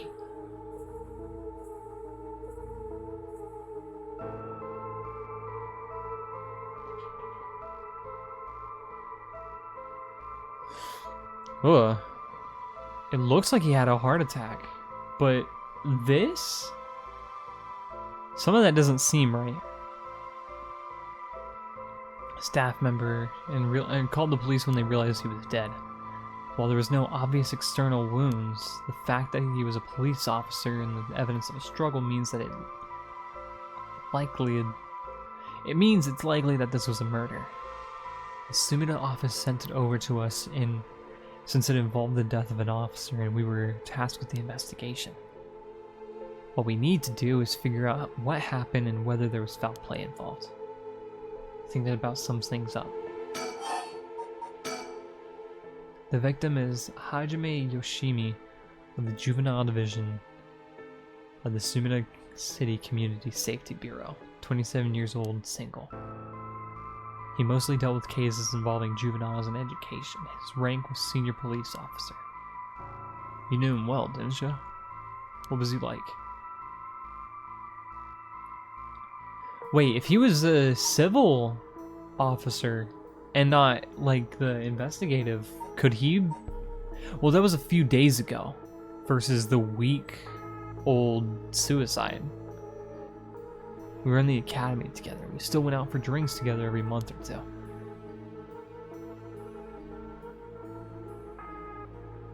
What was his last name? Fuck, it literally says it. Yoshimi, okay. He could be a little rowdy, but he was like a big brother to us all. He was kind and cared about his friends. For better or worse, he wasn't the type of cop. The man always showed empathy, and I heard he was popular with the locals for it. He treated each and every troubled kid he met with compassion. He had a great track record when it came to rehabilitation. Sounds like we lost a good one. Yes, we did. We truly did. I knew being a cop was dangerous. I knew something like this could happen, but it's never easy when it happens for real. You know the feeling. He didn't seem to care much about climbing the ranks, but he was at the top of our class. The only problem was that he took on so much, had most of the unfinished paperwork, or he had the most unfinished paperwork too. I always felt we needed an unusual guy like him to help us solve all of our unusual cases. I mean, obviously he's not gonna have a curse echo. The dude's dead, and a former police and a police officer, so I doubt. But then we're playing as this fucking guy.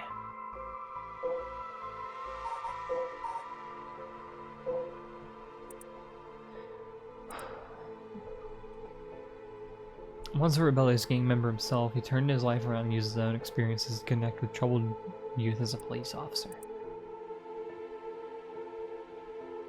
While his appearance and demeanor suggested a man who was rough around the edges, he was a passionate, loyal, and caring man at heart, looked up to as a big brother by his peers.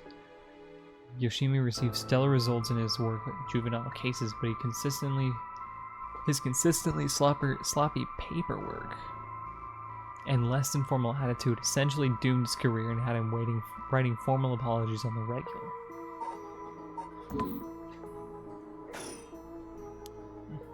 Don't worry, you're plenty unusual yourself. Me? I thought I was the most normal of my classmates. Besides, the real weirdo among us quit the academy a long time ago. There was one even weirder than you?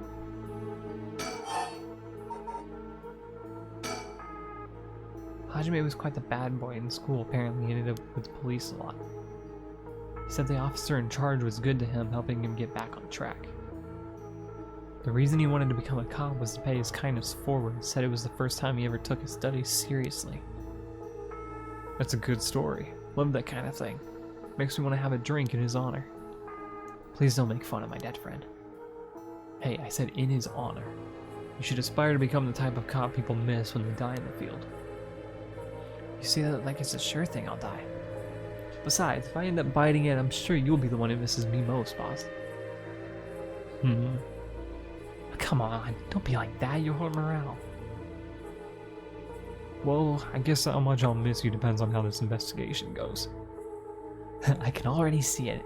Ariel, no! Why'd you have to go and get yourself killed?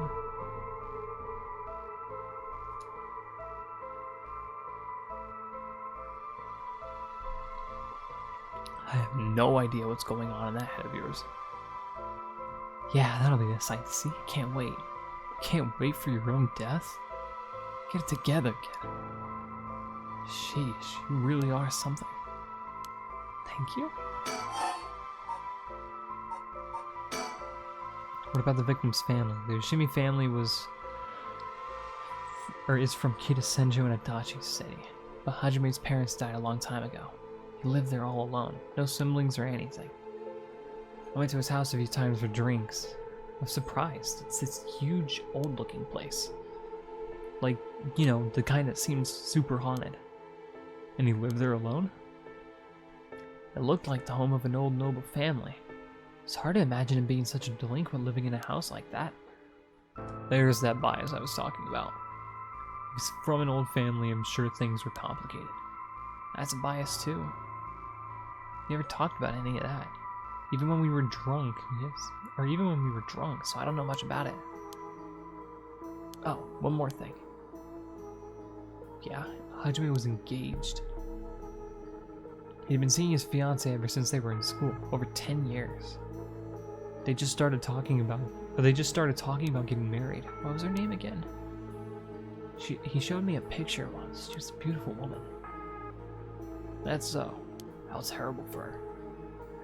But she may know if there's been anything going on with him lately. We should speak to her. Yeah, his fiancée may have been his only confidant.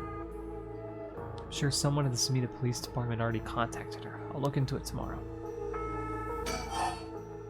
Is there anything... hey boss, I looked into the case that Hajime was running. That's the kind of stuff I want to know. What was Hajime working on the day he died? Well, according to his report from the day before, he had 2 cases involving juveniles. Ah, see? Yeah! The first was the suicide of a high school girl who jumped off a building in Kamizawa last week. Ah, yeah, did hear about that. The girl's name was Michio Shiraishi. She was a second-year student at Komagata High School. But it seems that Hajime had contact with her even before this incident. So she'd been in trouble for some time. That's the thing. About a month ago, he happened to see her walking around town. She looked upset, so he struck up a conversation with her. He was sure there was something bothering her, but she wouldn't tell him what. Must have been trouble at home. That's what he thought too. Seemed he visited her home and spoke to her parents, but they said there was no problem, so there was nothing else he could do. And now she's dead. Then it's possible he could have prevented her suicide then.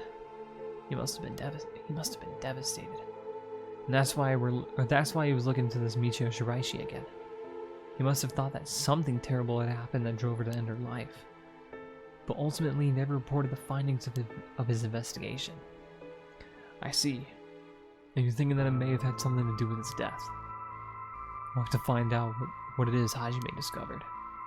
Right, let's check with the Sumida Police Department about that tomorrow. What was the other case he was working? This one is also related to a Komagata High School student. A high student. A troublemaker named Hitomi Okuda. She seems to be the leader of a group of kids who get up to no good. Juvenile delinquency. Fun. She was pretty bad for a while. Multiple charges of destruction of property, assault, battery, you name it. Hajime had been working with her for about 6 months, and she was finally starting to open up. Then he met with the girl the day he died. Well, every school's got its problems. But I'm sure he'd be worried about how she'd get on without him. Right. Just when she finally found an adult she could trust, she might act out without someone to help her get through this. We'll have to make sure the Sumida Community Safety Bureau does their job. But can't rule out the possibility that meeting with this delinquent girl had something to do with his death. And we'll have to interview her too. Ah, yeah, you're right. She may have been the last person to see him alive after all. I'll ask Sumida to introduce us tomorrow. Though, who knows if they'll actually let us talk with her. That's what we hired you for. Lay a little boyish charm on them if they need convincing. Yeah, I'm sure they prefer me over a scary-looking old man like you, boss. Hey, watch it. I'm still your superior. You gotta act like you respect me at least. Oh, I thought I was.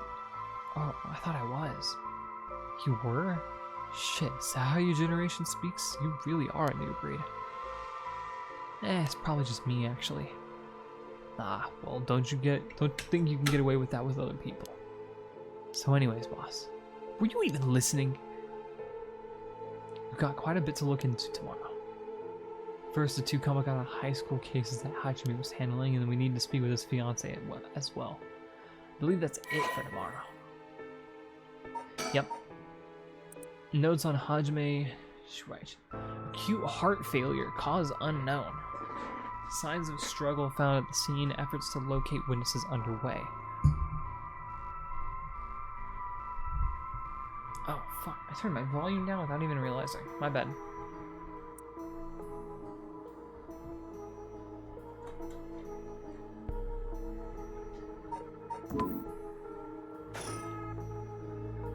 That's probably it about the victim.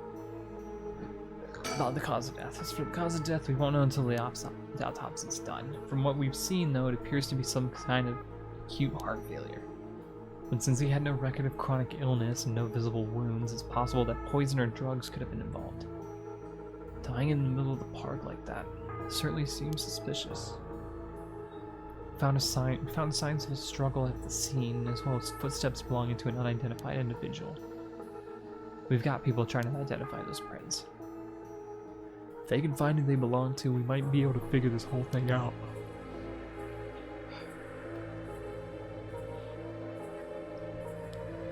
Yes, wouldn't that be nice if that were the end of it?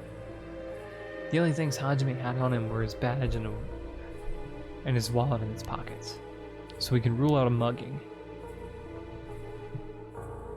Though there probably aren't many people who'd think to try mugging a cop as big as him. We also heard that Hajime got into a few fair fights in his younger days.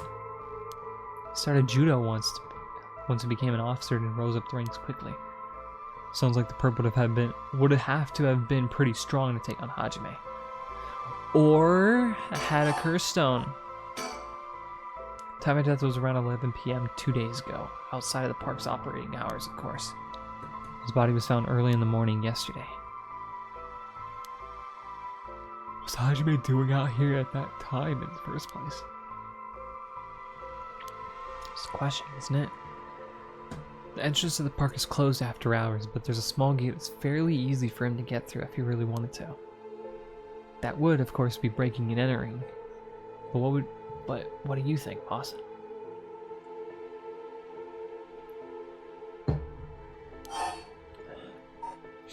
Someone probably called him here. It's hard to imagine a cop like Hajime would trespass for no reason. It seems like someone else was here with him. Could they have called him here? Oh, that does seem likely. They must have been talking about something pretty sensitive to come out here in the middle of the night. So Hajime met someone here to discuss something in secret. And then they got into a fight? No, that wouldn't match the cause of death. There were no wounds in the body that would indicate a spontaneous scuffle. The perp must have planned something. Do you think it was meditated? That would mean he called Hajime to the park with the intent to kill him? Well, there's still the possibility that it was just some kind of accident. Maybe the perp tried to threaten Hajime and things went south from there. We should be able to get a clear picture once we know exactly what killed him. Right. But either way, I'm glad you're back in the first division, boss. I've always admired your work. You were like a god to me. You were the reason I became a detective in the first place. Ah, yeah, about that. People have been saying that ever since you first entered the academy. But yeah, that's because it's true. I couldn't believe you got transferred out of the first just because I was assigned to it. So getting to work a case like this just now, just the two of us, is a dream come true. Happy as I am to hear that, well, how should I put it? What is it? If that's true, I'm not sure you've been showing me the appropriate amount of respect. Huh? But I do respect you. Don't tell me you're going senile, boss. That's exactly what I'm talking about. When you run your mouth like that. It's getting late, you must be sleepy. You must be sleepy. Me. Fucking yawning. Ugh, fuck.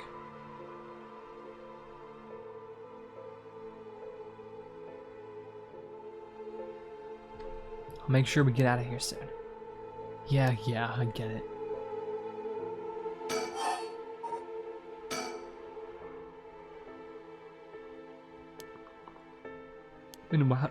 Okay, so that's on the topic of family. What's yours like, boss? The hell's wrong with you? Prying over my professional life all of a sudden. Ow.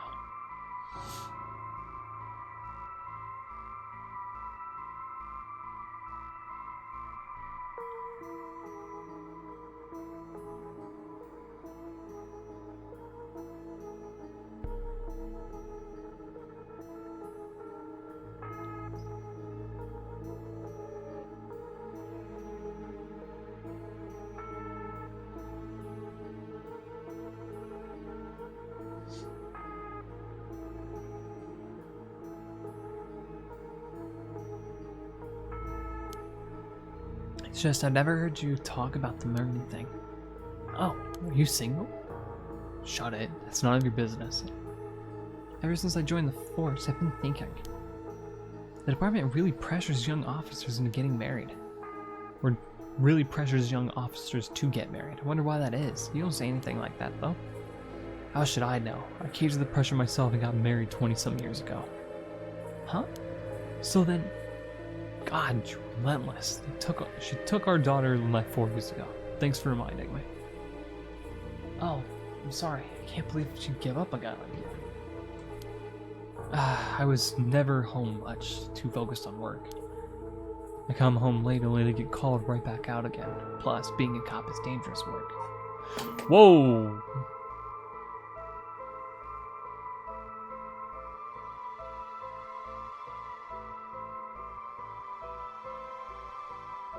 Wait. Hold on.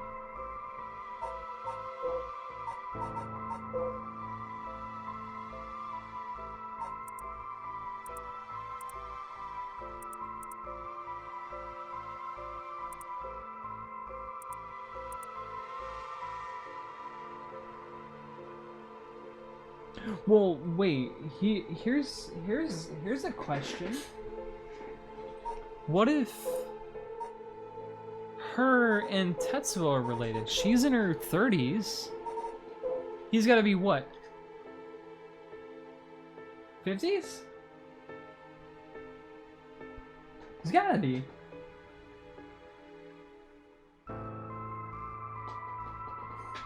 He's gotta be. They have to be related. There's something connecting everybody to this. The only question might be, maybe Okie wasn't involved in this in any way, shape, or form. Don't blame her for getting fed up with it all. Especially when you're out here putting your life on the line. Oh, is that why you transferred out of the first? It was already too late by then. Better be careful, Aria.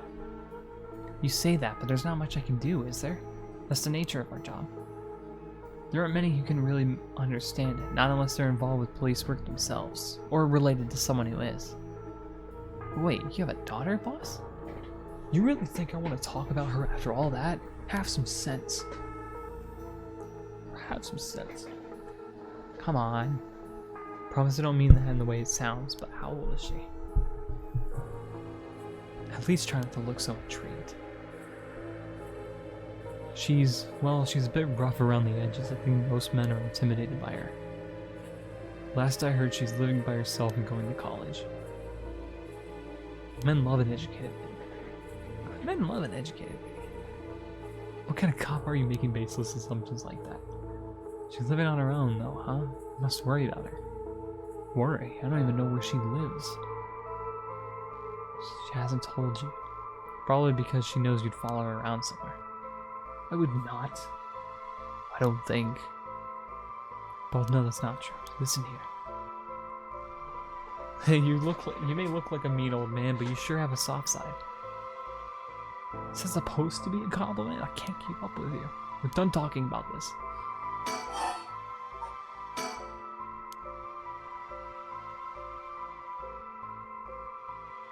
Okay, so she is still alive. If you got married 20 years ago, it must have been right around the Nejimi murder. You know your history. Yeah, it happened a year or two after our wedding. You were the one who arrested the killer, weren't you? You studied that case at the academy. I was only in elementary school at the time, but I still remember people talking about some dangerous criminal getting arrested. All that was just cracking the case, finding the guy. It was all just happenstance. I'd really rather not talk about it. It was a disturbing case.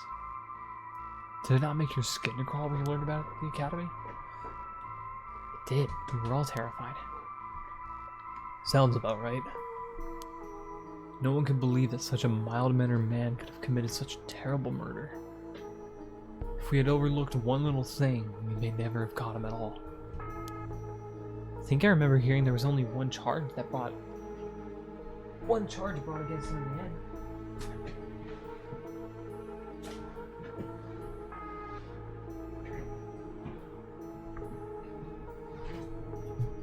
Oh, fuck. My bad. My bad.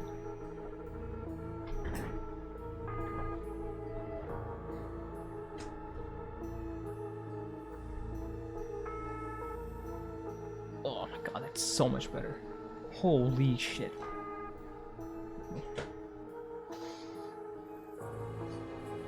Get you a chair with a leg rest of some fucking kind and you're set.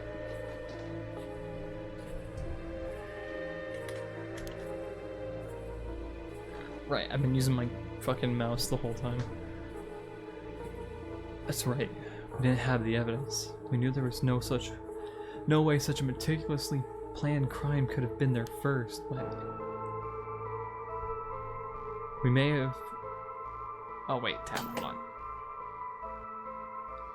We didn't have the evidence. I knew there was no way such a meticulously planned crime could have been there first, but we may have stuck Fumachika Nejima in a cell, but it was no victory. He always had the upper hand. And all the damage he did to everyone involved, especially the victim's classmates. It's already been 20 years, huh? God damn it, this is why I try not to think about it.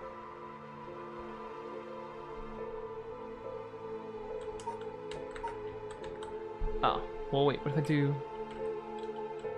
Oh, okay.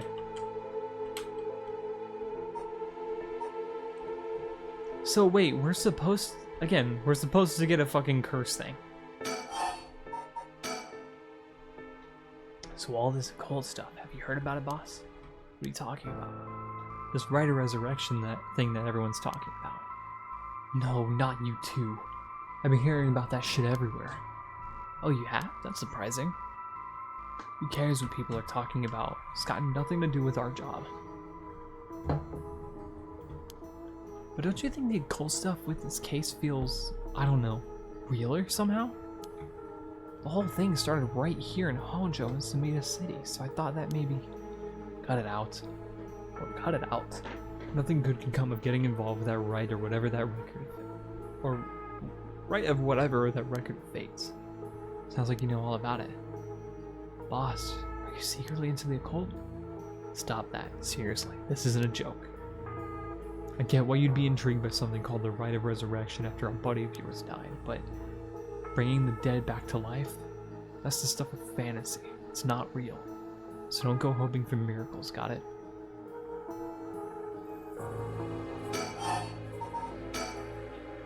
But, boss? Is this case really important enough to assign someone from the investigation division? I mean, a friend of mine died, so it's important to me, but it's all up to the IROs. Sure, they've got their reasons. Boss, you know something, don't you? It'll all become clear in time. Try not to worry about it too much. Thinking about it, the only thing we know for sure is the identity of the victim. That means that there must have been something special about him, right? One more time. It's the identity. Maybe he knew something he wasn't supposed to. Some kind of secret or something. Isn't that right? You can be, I would say you can be pretty sharp sometimes, you know that? If you picked up on that, you should be able to put the rest together yourself. Well, it is our duty to get to the bottom of suspicious death, especially one involving an officer. Oh, is that it? That's everything. So I gotta think. Got a bad feeling about this case, but my gut is rarely wrong. I knew this would be a treacherous case from the moment we were dragged into it.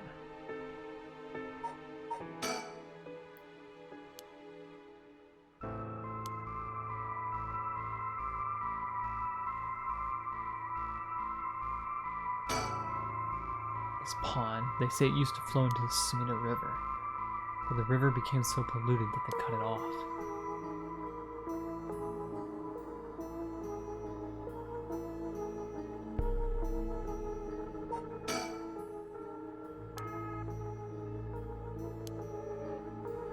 There's still more to see? Like what?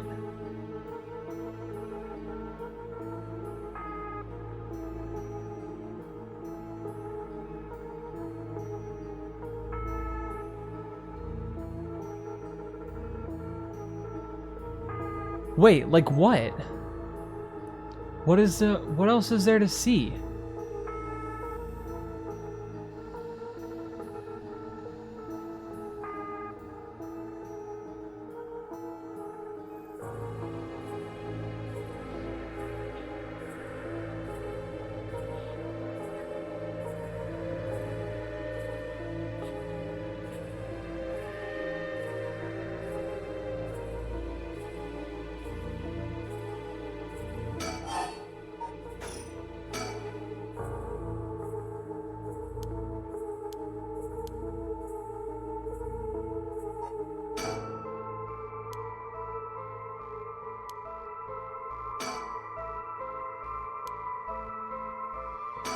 Wait, all I can hear is the sound of rustling leaves and that in my own voice.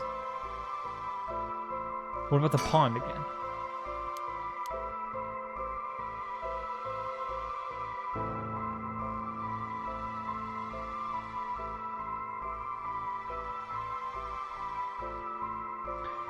Oh, wait, scene. Fuck, this is where the victim was found. It's clean now.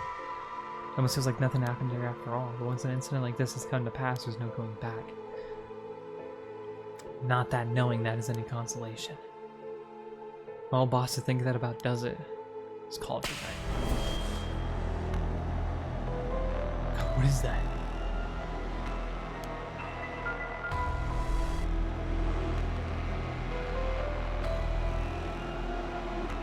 Damn it. It was that case all along. Wait, do not be fooled.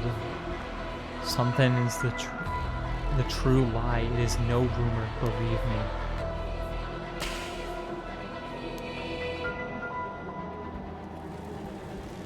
Those who deceive with falsehoods and untrue lies will be hung forever in eternal darkness.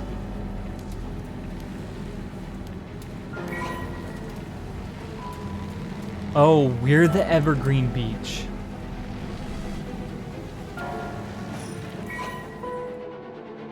Oh my god.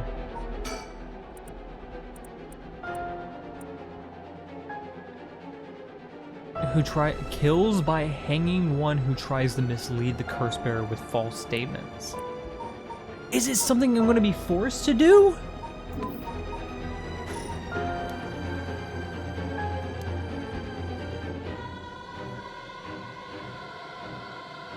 And now, kill. Now kill. Can you hear it, curse bearer?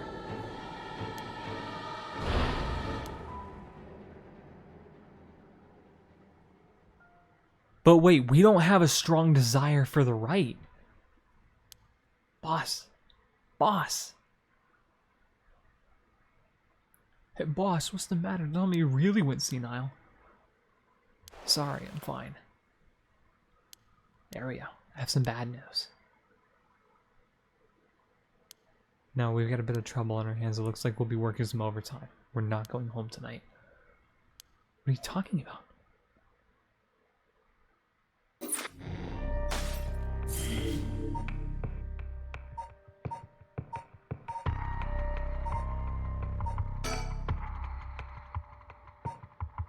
Oh fuck. Okay, we're gonna go. I'm gonna go until this chapter gets completed, and then I'll stop this for today. Because this is a lot longer than I thought. Thank God.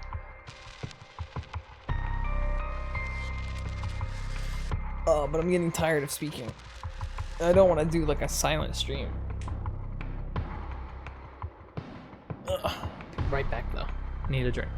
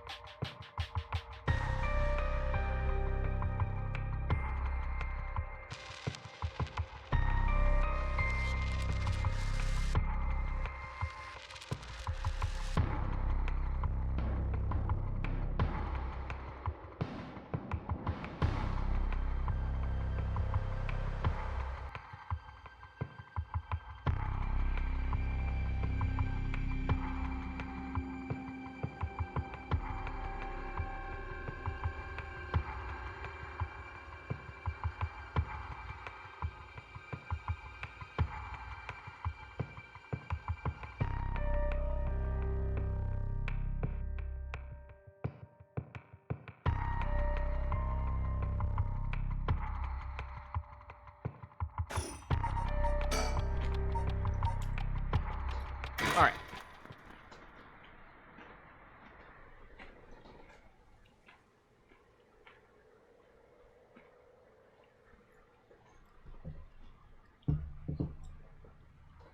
Okay, so let me get this straight, boss. The rite of resurrection really exists? And to use it, you have to kill people using the power of curses from the 7 mysteries of Honjo. And the curse you have is from the story of the evergreen beach that's told in this area. Is that right? Yeah, pretty much. You're quick on the uptake. You weren't your usual silly self when you were explaining, so I knew you were telling the truth. I'm never silly. The only thing I have trouble believing is that you're taking this occult stuff seriously now. I mean, talk about paranormal. I thought you didn't believe in any of that. It's not that I don't believe in it. My familiarity with it is why I've tried not to get too close. Are you just being a sore loser? Nothing, or not used to admitting you were wrong? Oh, shut up and listen to me. No point in trying to hide things anymore. You won't get anywhere if you don't understand this, so listen up. Please, just listen.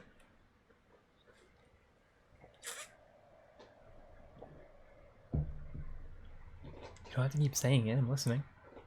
You don't have time to waste. We'll talk as we walk. Hey, wait for me, boss! Oh, yeah.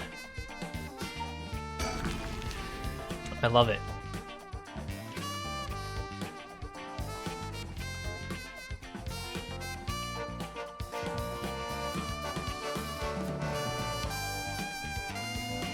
Sorry, I just want to double check one thing. You're telling the truth, right? This isn't a side effect of your senility? It's the truth, not like I can prove it though. Revealing the existence of a secret department is against the rules even to a fellow cop. But this is an emergency, I need his help. I'll tell him. I'm sure you already know this, but this is all top secret. No sharing it with anyone. Right, you can trust me not to. But no, I just can't believe it. I heard rumors that you used to be a member of a security division or secret division attached to the security bureau. I can't believe we actually have a department called Paranormal Affairs. Of course there'd be that shit already. Yeah, I'm sure it comes as a shock. I couldn't believe it myself. I thought the higher-ups were messing with me. Really had me worried for a while there. No, this is incredible. That's the whole reason I became a cop. I was always fascinated by secret agencies and stuff. You serious? But thinking about it, it totally makes sense. If curses and spirits really do exist, then of course we need a special department to protect citizens from them. You seem a bit too eager to believe all this. And hang on, I thought you joined up because of me.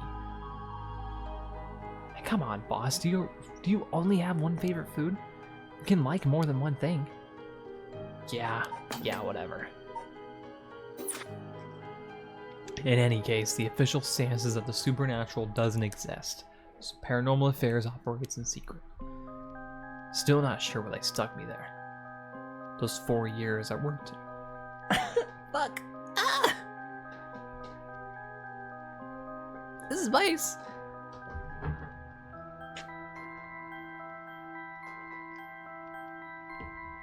I snacked on spicy food for a minute, and now it's killing me.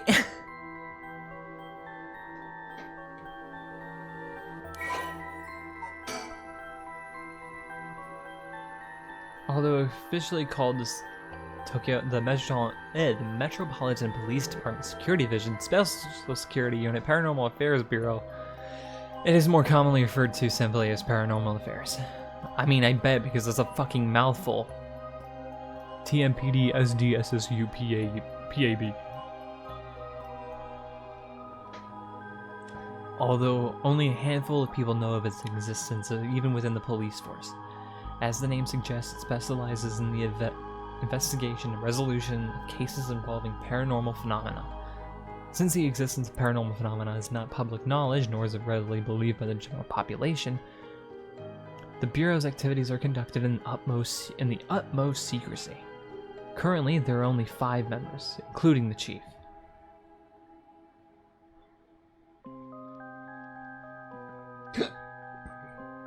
Ugh.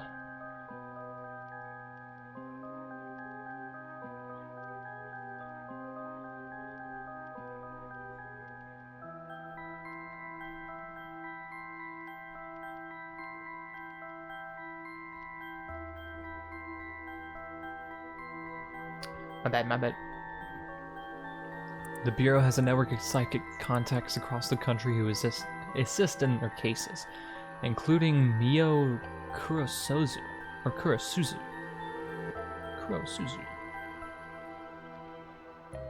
Is that a name I feel like I'm supposed to recognize that name. Huh. What's the name of the one lady in a completely different game? Spirit Hunter.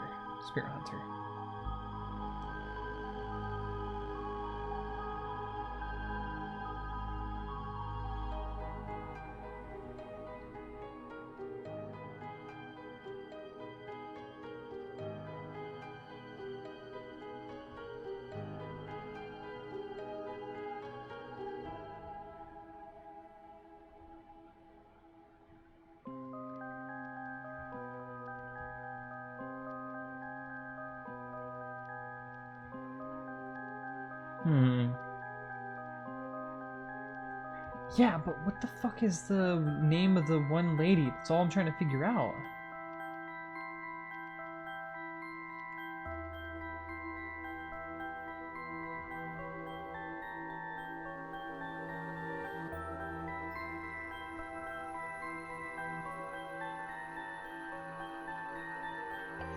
I've got to get the bad end for Deathmark, or for Spirit Hunter NG someday. Oh my god, I'm so glad that they're making a third game. Not a second one, a third. Because I love Spirit Hunter. I love Spirit Hunter NG. And Deathmark.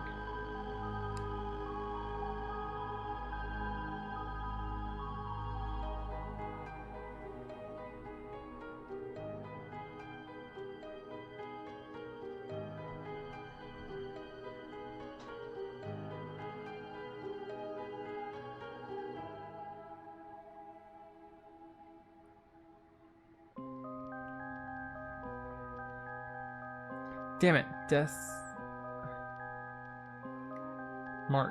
characters.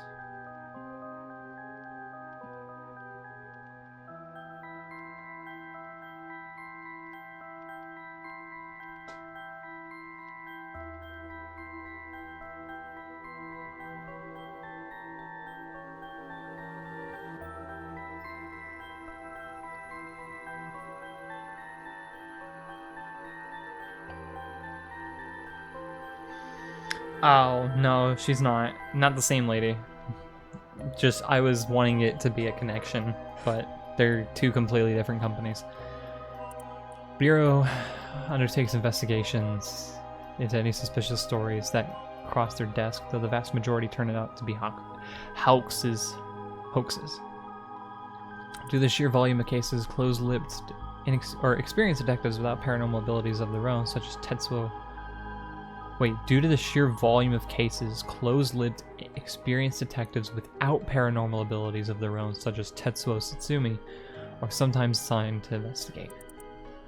The current chief of paranormal affairs is a man named Koiru Nakagoshi. He's born into a family of psychics who have been involved in keeping the world safe from paranormal phenomena for generations, and has served as Mio Kurosuzu's mentor since discovering her. Koiru is an elusive figure. Very few have met him in person, and he is rarely seen in the office.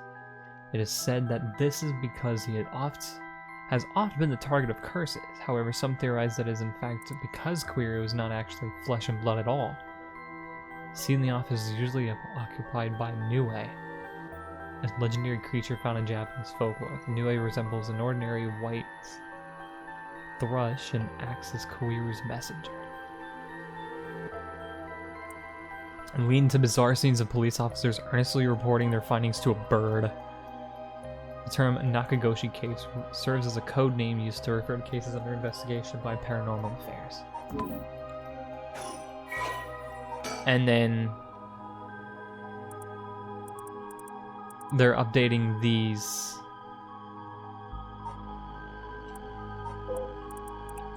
to be,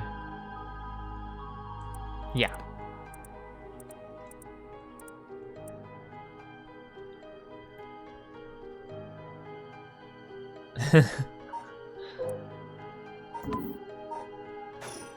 Is he... I wonder, is he even still alive right now? Right, yada, yada, yada. So, do you know, have it? Spirit sense, of course. Are you what they call spiritually gifted? Nope, never felt anything at all. Even if I did, it'd be lightweight at best. One beer and I'm down for the count. Wait, you're also using alcohol as, like... You're completely unrelated to her.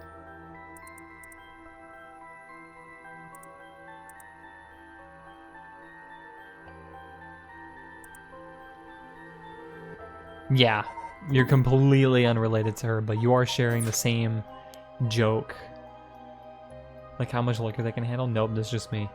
Thought I'd help get the point across. Sorry, it seems like I keep disappointing you. No, it's not your fault, boss. At the risk of disappointing you yet again, I'll tell you one more thing.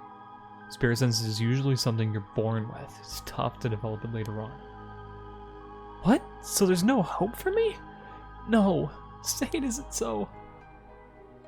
Of course you were interested. Well, you never know. You may have some hidden potential. But wait, no, that you don't play that as a joke without it being related somehow.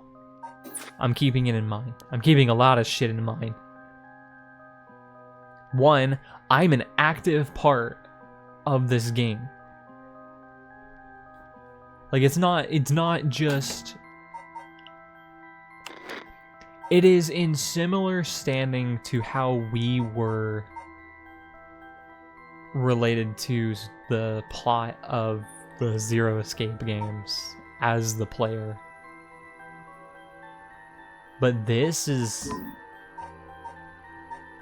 We might be more involved here than we thought. I know there's a high schooler who's got so much spirit sense that she works in the front lines. I say work, she wasn't paid because it was supposedly part of her training. Yikes, that seems like it'd be in violation of Article 69 of the Labor Standards Act. Wow, you really do know, it's like you really know the law. No comment. No comment. Even the occult field has workers' rights issues, huh?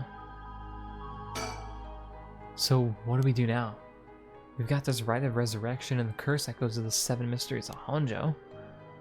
Curses being spread out around the city is a bit of an emergency. Is that bad? I'll put it this way, it's like handing out guns all over town. Jeez, that's real bad. It is. So we need to find the source and put a stop to it before something terrible happens. Usually there'd be a job for Paranormal Affairs, but I talked to them on our way here. The main team is tied up until tomorrow night. So they told me to deal with it myself. Said it'd be fine since I have some experience. Huh? What? Then that overtime you mentioned means... Yep. You're gonna help me, partner. Jesus. Alright, let's do this. You seem a bit eager to dive into all this. You really have no reservations of working a case you know nothing about? You said this was an emergency. I didn't think we had a choice. I'm just trying to be logical about this, boss. You really are something. Might actually be nice having you around. Why, thank you. So what exactly do we do? Then the people who have the others should be around here in town. Should be all here in town. Right, if there's 7 of them, that means there are 6 more out there. And we have to stop them all before they kill anyone with their curses. If we can, we should find and collect all the curse stones. But, boss, from what you said earlier, killing a curse bearer gets you closer to completing the rite of resurrection. Won't your life be in danger if they find out you're a curse bearer? Pretty much. We can't let that happen. Should you even be out here right now? Hiding would only be a waste of time. The mysteries of the one-sided readers associated with the... Oh! I knew it! I knew it! I knew it! I mean, it was obvious. It's right there in the fucking doc. It's right there in the fucking menu shit. I was hoping we could be quick enough to run into the one-sided reader's curse bearer. No such luck, it seems. Well, if nothing else, maybe word will spread that the cops are on the lookout and people will behave. Just putting a lot of trust in whoever these people are. But it's possible that other curse bearers with the same idea will come here. Talk to anyone you see who seems suspicious. That means someone who may have the power of a curse. Understood. In that case, why don't we ask that guy who's been watching us this whole time? What do you know? There is someone there. Good luck. Wait, is it us? Is it okay? No, it's the other guy. Thank you for your cooperation. We'll be asking you a few things, Mr. Utaro Namigaki. That's your name, correct? Yes, I don't mind answering your questions. You're a detective. Did something happen? Oh, right. Lots of things have been happening around here. Like people dying.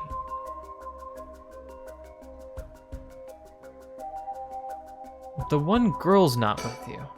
So what is it you were doing here? It must be the incident of the former Yasuda Gardens. Dead policeman? Can't imagine a detective would come all the way out here otherwise. Say, Mr. Detective, have you ever heard of the Evergreen Beach? 7 Mysteries of Honjo, right? Why do you ask? I was just looking for it. Anyway, or actually, I was wondering if either of you knew anything about it. Not here. If it's the Evergreen Breach you're after, you'd be better off looking around the former Yasuda Gardens than here. That's what I thought. You have the curse stone of the Evergreen Beach, don't you? Oh! Fuck you, guy. You can't kill me. I know your secrets.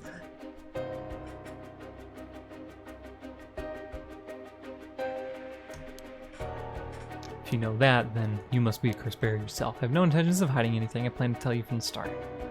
Look. This is my curse stone. I believe it's called Foot Washing Mansion? That's right, but are you sure about this? Not so rash that they'd kill someone as soon as they found out they were a curse bearer, not without talking to them first. You want to use the curse? Oh, we have a choice! Oh my god, we have a choice now.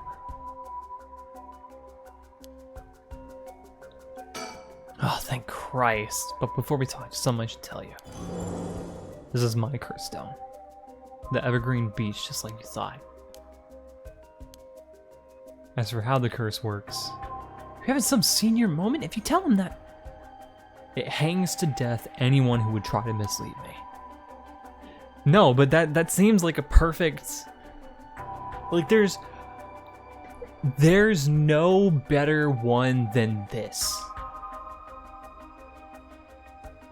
But it's gonna be hard to tell unless, like, I wonder if you get the urge the moment that they lie and you can use that as like a tell. It's like, you're fucking lying to me.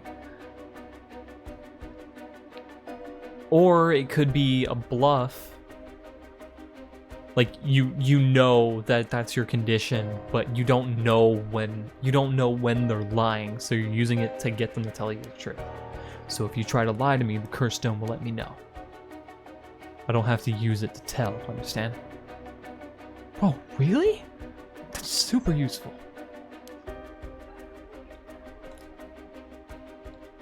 Yeah, the fuck it is. Imagine if somebody else got this.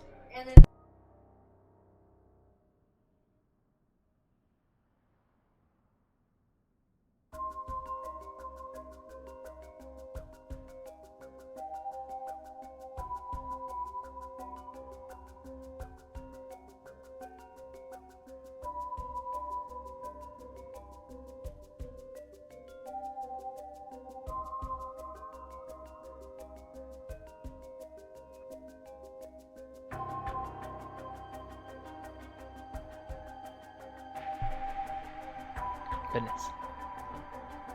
It's a pretty useful power for a detective. Now then, let's talk. Seems I've lost the upper hand. No point for petty tricks, and I'll be honest with you.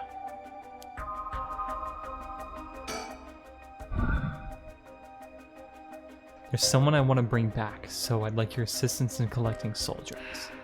Can't help you. I can use it the whole time?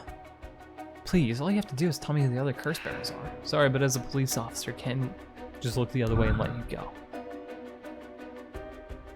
I'll let you two go as well. Is that a threat? No. It's your final warning.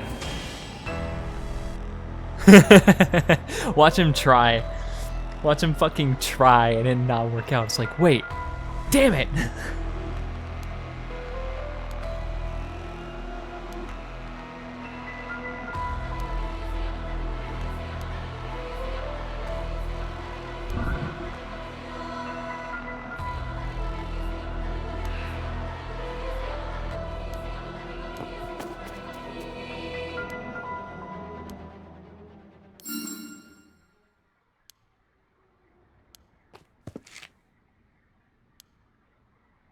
Ariel, now grab him! It's so funny because this is the one instance, the one singular instance so far that he's actually, like, this is a singular character who's had no other purpose than to get absolutely shit on by volume settings.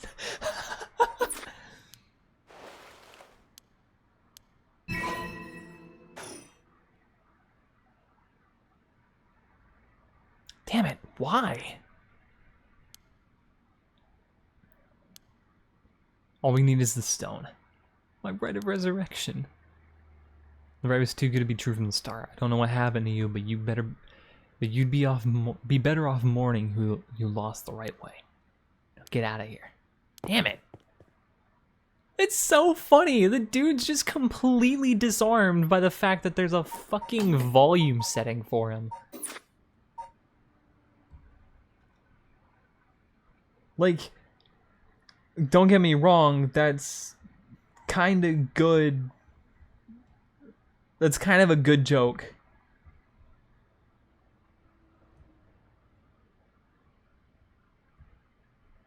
Like, for real, it is a good joke.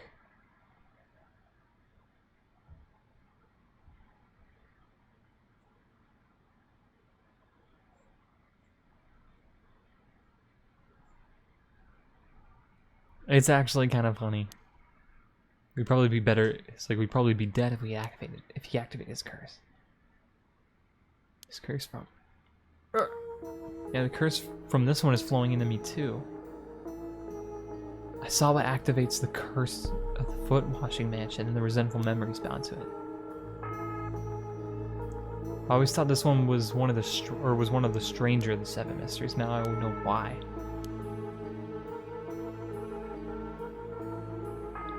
It's a particularly powerful one. We're lucky we took it from him quickly. It's so funny.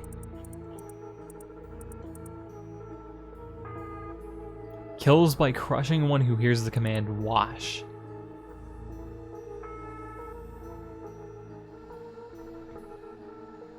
Alas, she did not use her talents for the good of the people, or the world of the people, but for her own selfish pursuit of beauty. After a fierce battle, the woman dragged herself through the streets. It was like something had gnawed away at her body. Will I die? I've already obtained what I've needed. As long as I have this. Suddenly, a terrible realization dawned on her. Her legs wouldn't move. She fell to the ground. What was happening? It had grown ulcerated and rotten. He got to her. She was on the verge of death and covered in filth to boot. Crawling to a nearby house, her breath caught in her throat. The curious residents opened up but recoiled from what they saw. My foot is so filthy. Someone please, quickly.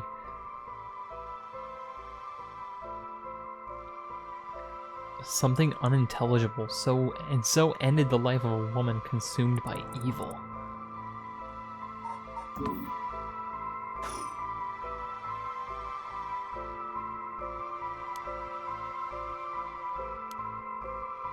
I mean, we have to do that all over again? Hope they aren't all as aggressive as him, but people will do crazy things to bring back someone they love. Seems that the hatred of the cursed stones are imbued with some... It seems that the hatred of the cursed stones are imbued with makes people more willing to kill. Really? Then what about you, boss? I'm fine. I may not have any spirit sense, but I'm tough when it comes to this stuff. That's why they loved me in Paranormal Affairs. So you're supernaturally gifted after all. Let's head to the next place.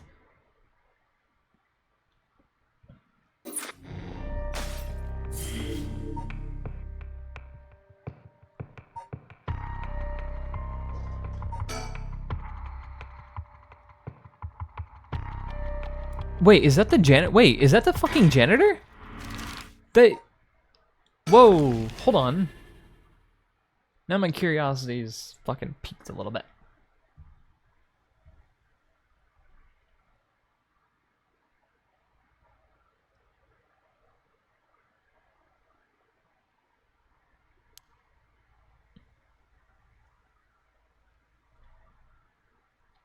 Oh, it's 100%. Wait, Araishi?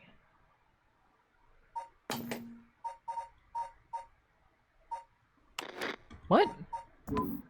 Persons of interest. And the foot washing mansion abandoned.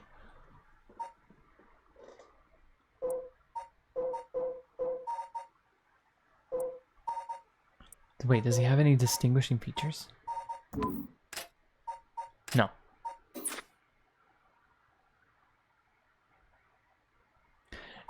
Anyways, Oh, wait, the historian. Okay, hold on. I said I'd stop and come back to this later. Let me save there.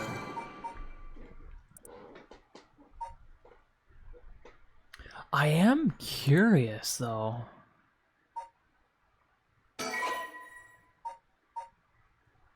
No, I don't wish to overwrite it. I want to load it. What happens if I go through and do like, 5? Yeah, the air changed. Talk. Keep yelling her name.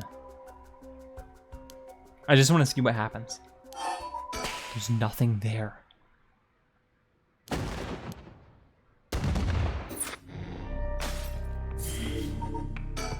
And then that's when he dies.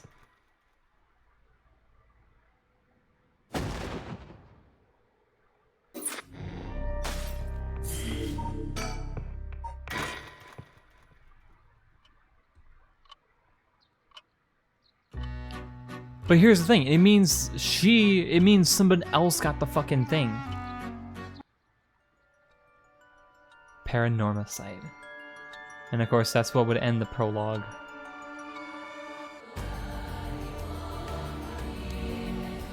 I'm curious, does he know?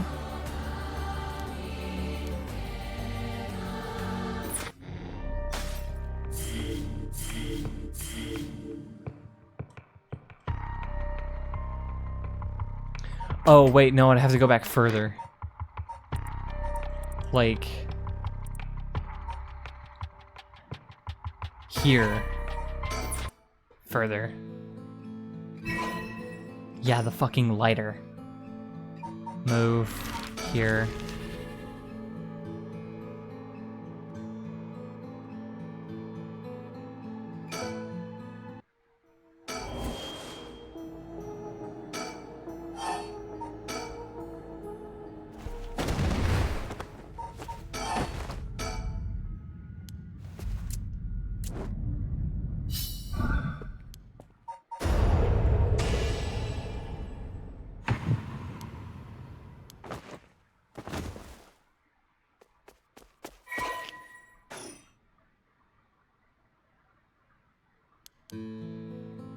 That is the only time I'm doing that.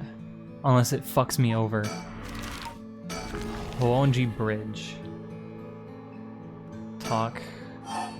Call his attention.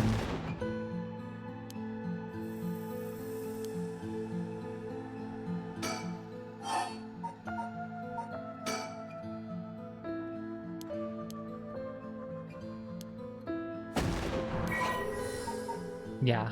Yeah.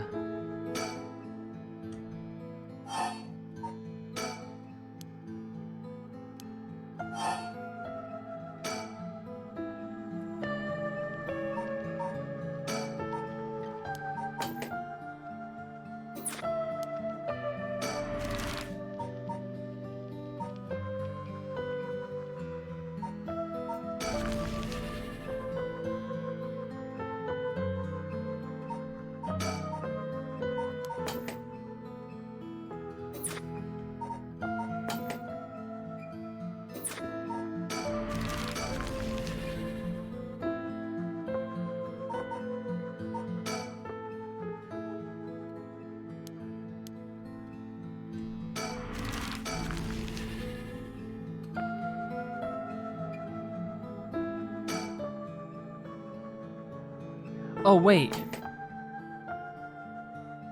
Oh my god, the fucking... A light? You mean for cigarettes? Oh, I got this cheap one I picked up, but that's it. Oh no, this will do nicely. Are you sure? And then he's fine.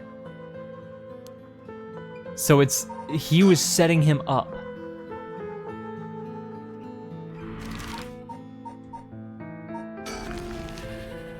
He 100% fucking set him up just then.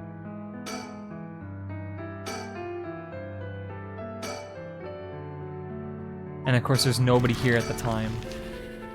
I'm just doing this as like a quick thing. What if I answer right?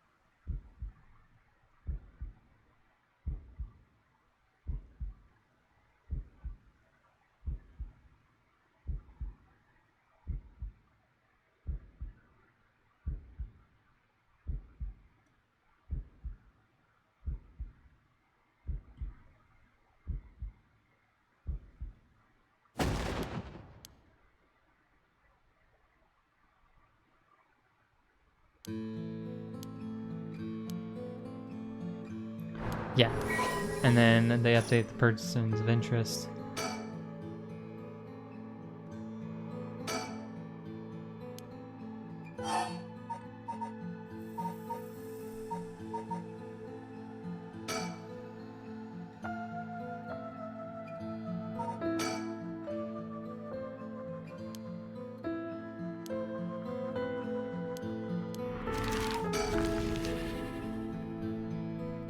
Yeah, and then the girl's here. Or maybe no. Maybe that's the catch. No. Maybe that's the catch though. Is we're not supposed to know who the fifth person is. Maybe it's us. But that's fine. We'll come back to it another time. Goodbye, stream.